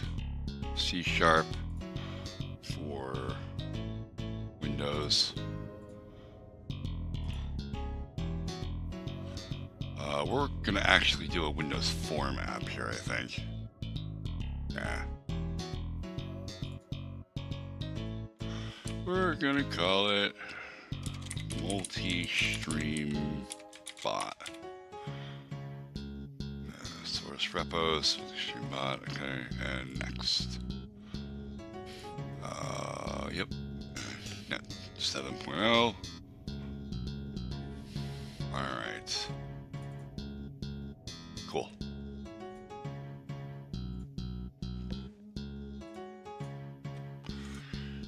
Oh god, that's bright. Close that.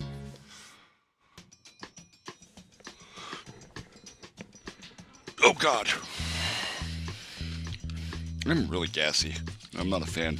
Oh shit, I'm really hungry. I didn't eat dinner. Because I slept. Alright, I'll be right back. I'm gonna go smoke quick. And maybe I'll write some code, maybe I won't. I'll probably write some code. Show you guys C# and why I like this language so much.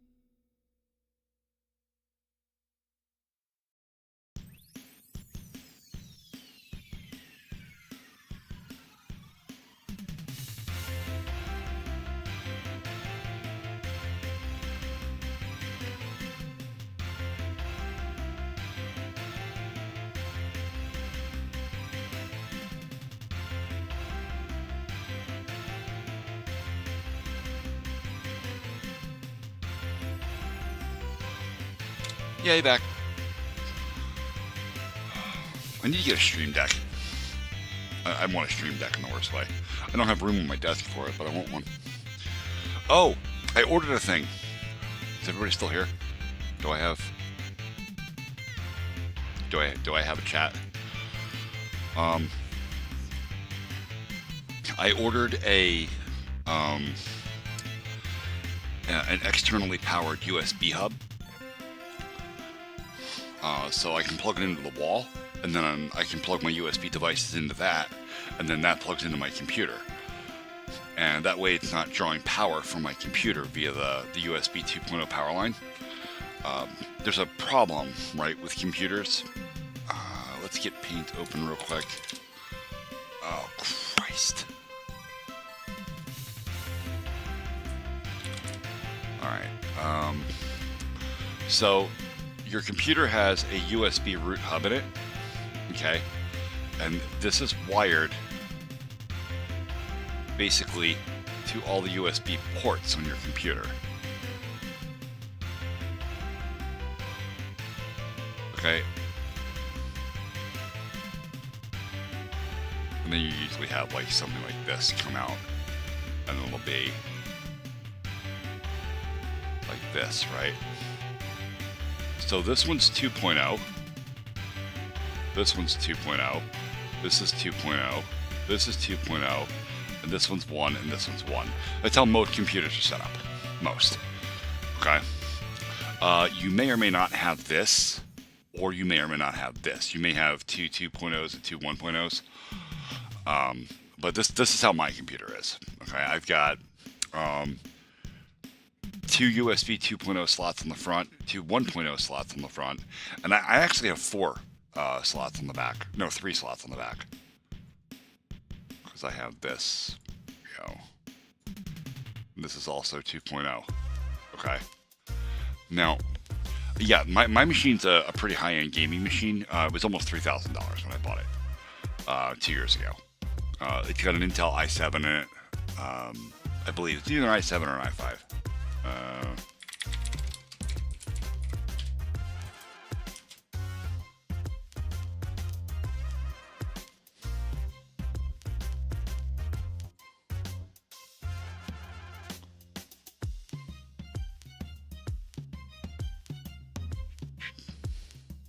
Does it not tell me my processor? Really? It's supposed to. Hardware resources.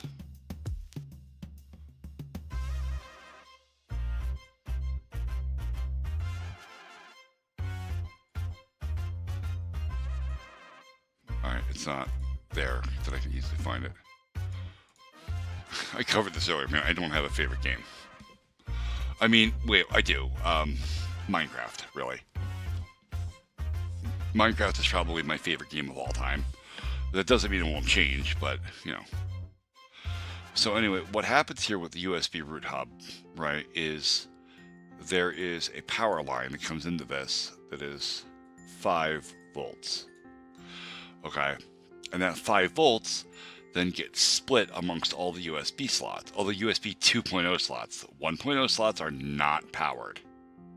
Okay, there is no power.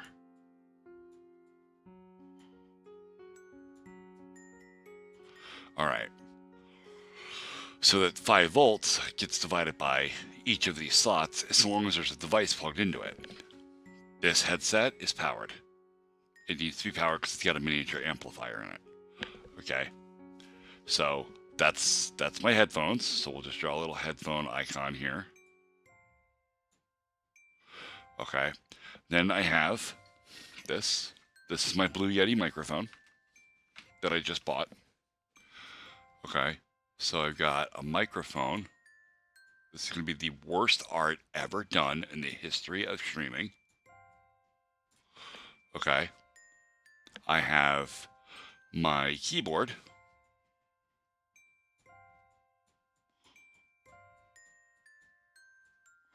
which is it's a this is a Razer keyboard with Chroma. So this is a backlit keyboard, so this requires power.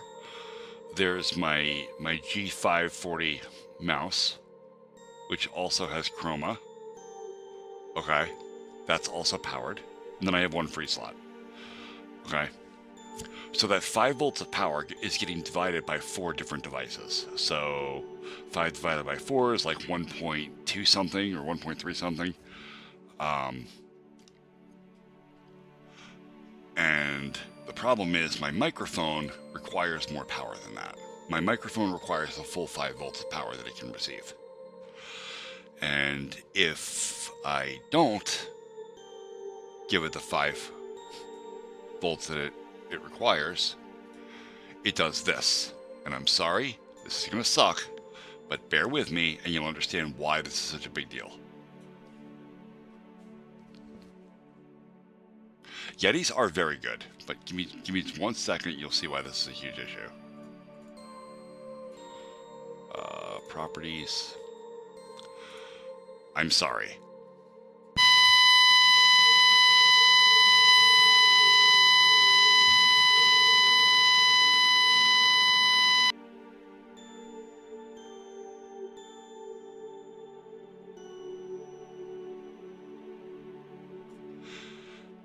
It does that.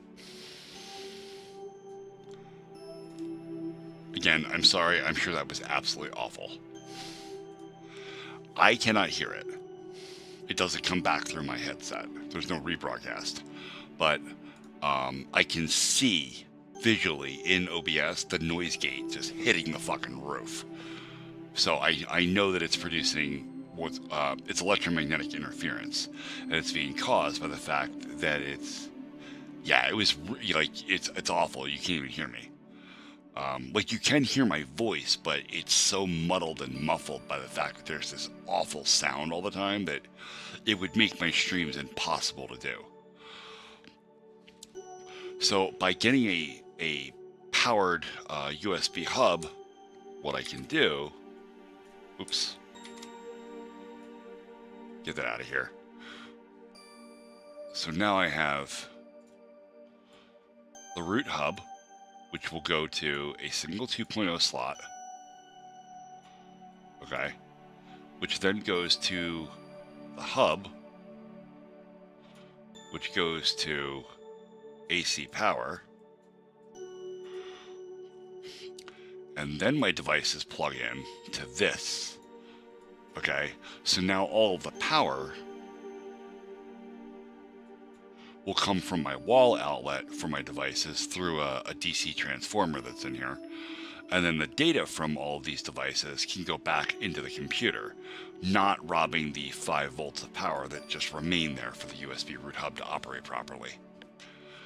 And I'll still have my other USB ports here if I want to use them for something else.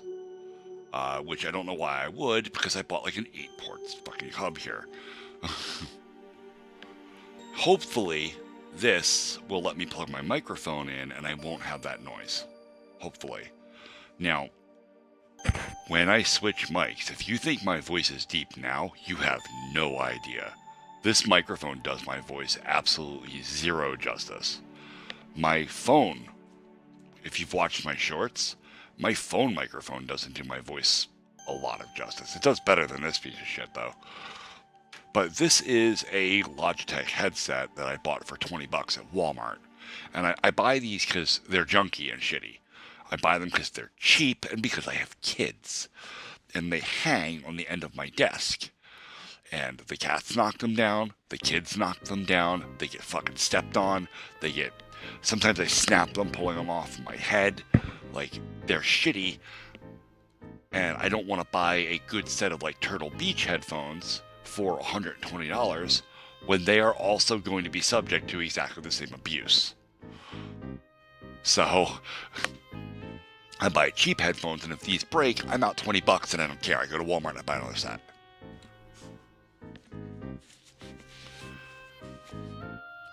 But hopefully the new hub will I don't know. I'm not a sound guy. I don't know a lot about sound. I know that Thor from Pirate Software uses the Blue Yeti, and I looked at my options, and this was about $89 for the microphone. And then there was some extra. I had to buy a stand for it too. I got like a whole boom arm and shit it's sitting in the other room that I have to set up. And so that was like another $20 or something like that. And I know it's a good microphone for the price point.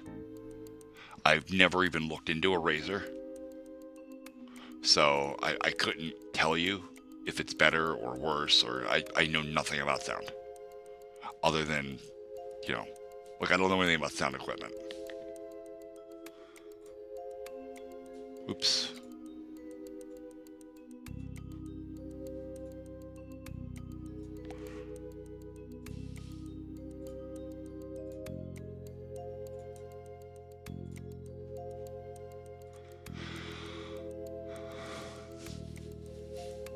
Let's do a toolbar.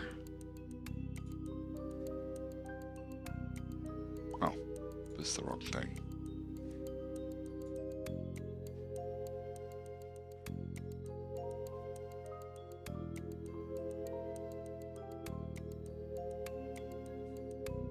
I don't want not a tab control. I might need one of those, but not yet. I need a toolbar.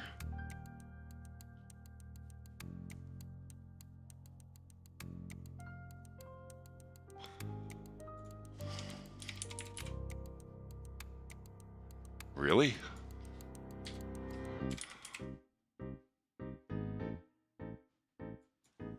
That's annoying.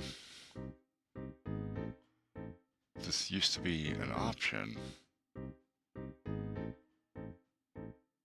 Not tool strip. Wait, is it tool strip now? Is that what it is? It's tool strip now. Okay. Yeah, because we could do buttons, split buttons. Yeah, split buttons. Perfect. Okay.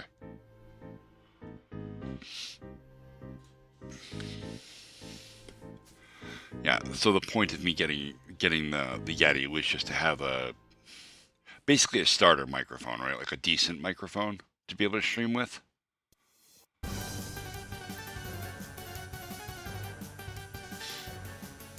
And if this works out, and it's an okay mic, and the streams take off, and this thing that I'm doing here every night actually starts generating me some money, then maybe I'll buy a better microphone, right? And I'll buy, like I don't. Do you follow a lot of streamers?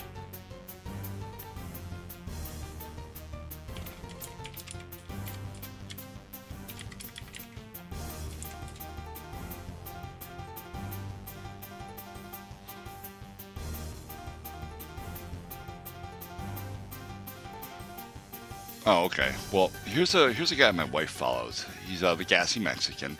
He's a really good guy. He does a lot of gaming related streams on Twitch. This is his setup. Okay, he's got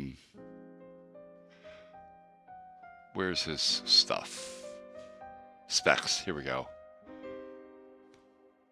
Microphone. It's like an $8,000 microphone. I believe. Let's just copy that and we'll search.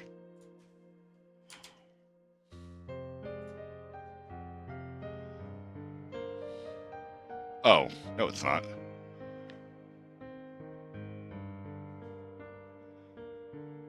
Maybe it was his computer that's $8,000. I can't remember. But still, $279. It's almost $300 for a microphone. Like, I'm not ready to put that kind of investment into hardware until I know that this thing that I'm doing here with content creation is going to actually start generating me revenue. Remember, none of my channels are monetized yet. So everything that I'm doing here, I'm doing out of pocket. Which I don't mind. I'm not complaining. I'm just saying that's where I'm at. Like that's a status report, not a complaint.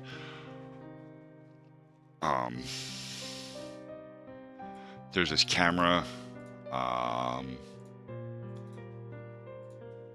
What is this? This is what he streams with. It's a $1,000 camera.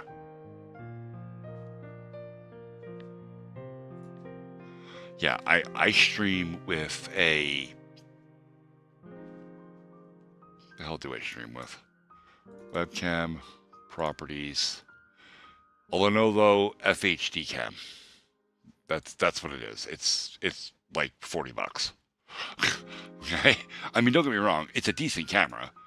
I mean, obviously, if I make myself bigger here. You know, like, the details are pretty good. I was going to give you the finger and I changed my mind. You know, you can see the cuticles on my fingers. Like, it's pretty decent. It is a 4K cam. But, you know, it could be better. And again, if this, you know, starts generating me some revenue, then maybe I will invest in a better cam and a better setup. And I'm going to change this. This thing is fucking irritating. I cannot stand this stupid curtain I've got behind me. It is driving me up the wall.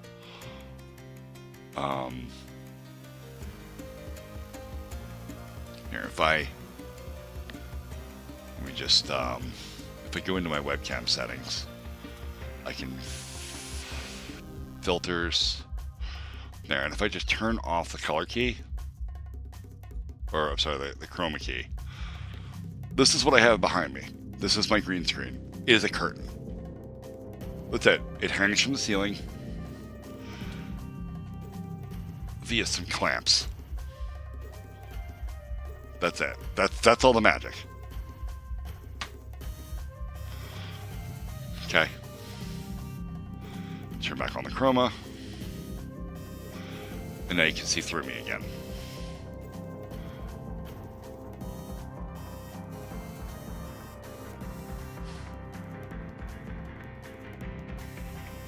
I mean, they're walls, man. They all pretty much look the same. So long as they're flat, they're probably doing the right thing. Although you didn't see the wall, that was the ceiling.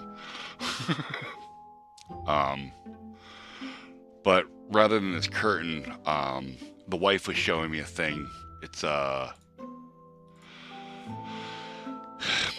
like a green, it's still a curtain, but it's on like a rolling stand.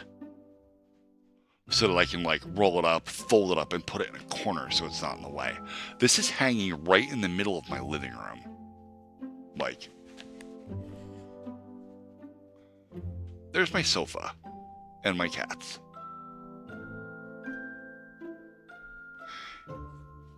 So,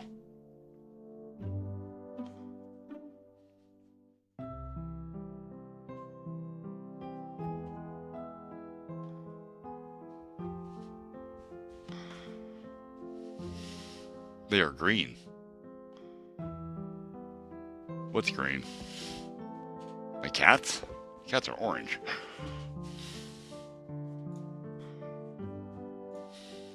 Oh, your walls. Your walls are green. I understand now. I was confused. Yeah, that's what I want to do. Ultimately, I'd like to have like a studio room that has a one green wall that I can use as a big green screen. Then I don't have to worry about camera adjustments or any of this nonsense. There's a ceiling fan in this room too. When it blows this constantly, and it wrinkles behind me, and you can see it. Like, it's actually pretty good right now, but a lot of the time it has like curved wrinkles in it. You can see them, and it's really annoying.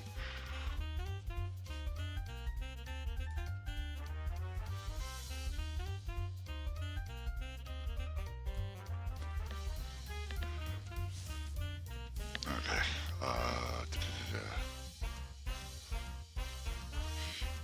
want to do.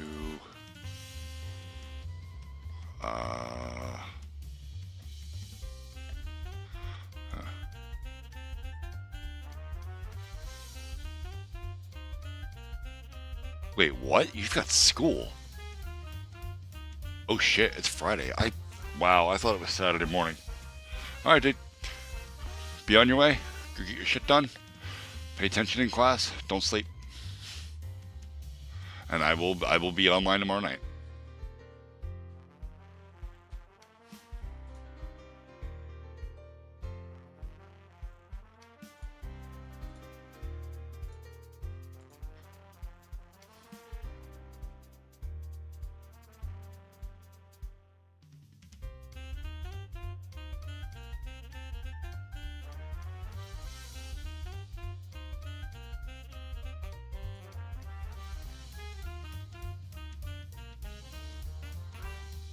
Alright, and I guess with that, since that was my last chat participant, I'm gonna take off stream as well, because I got some stuff I have to do with sensitive information. So I will get all of that data. That way I can have that handled, and I'll stick it in its own private class library. That way I can just call it. Alright. Oh. Or not. What's up, Hooper?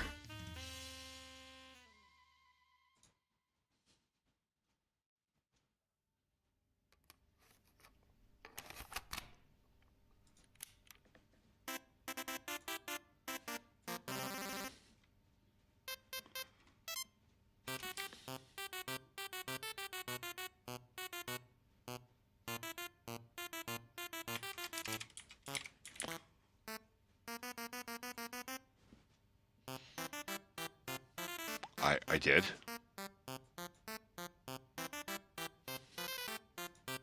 Can you not hear me? I mean, I'm speaking to you. And I can see that my noise gates are right, and I'm transmitting data.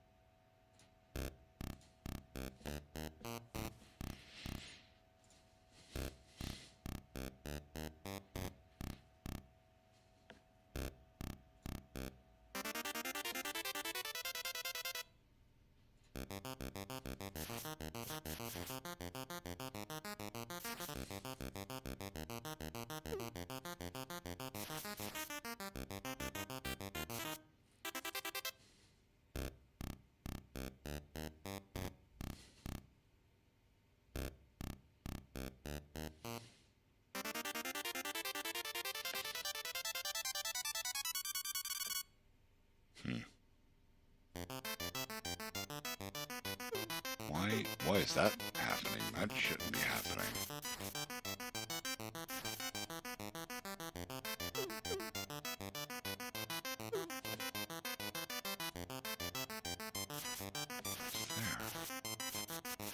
There.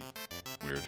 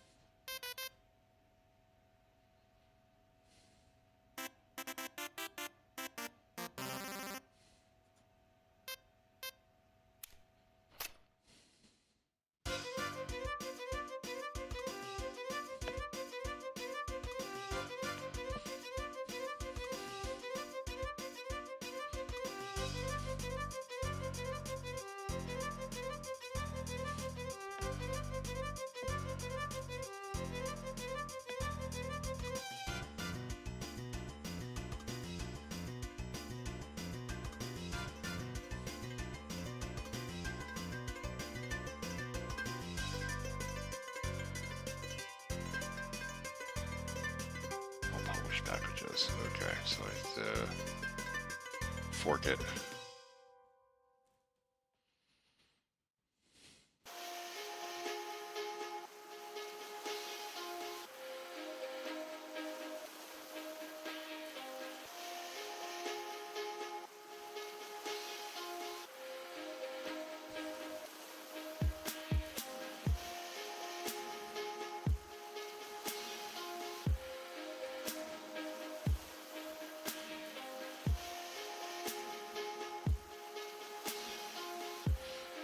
Now I have a fork of the repo, which means I can do a release if I want to, but for now I just want to download.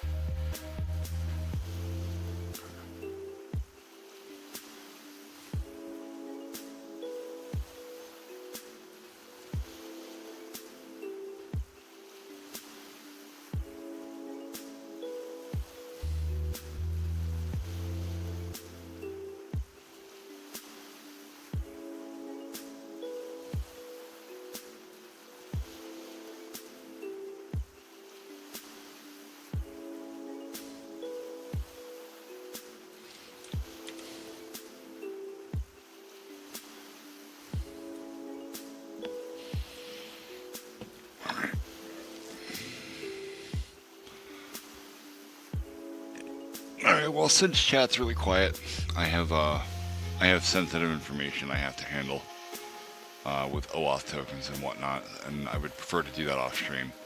So I'm gonna kick it for the night. I will be back tomorrow night between 9:30, 10 o'clock or so. I hope to see everyone there, and thanks everyone for joining me today.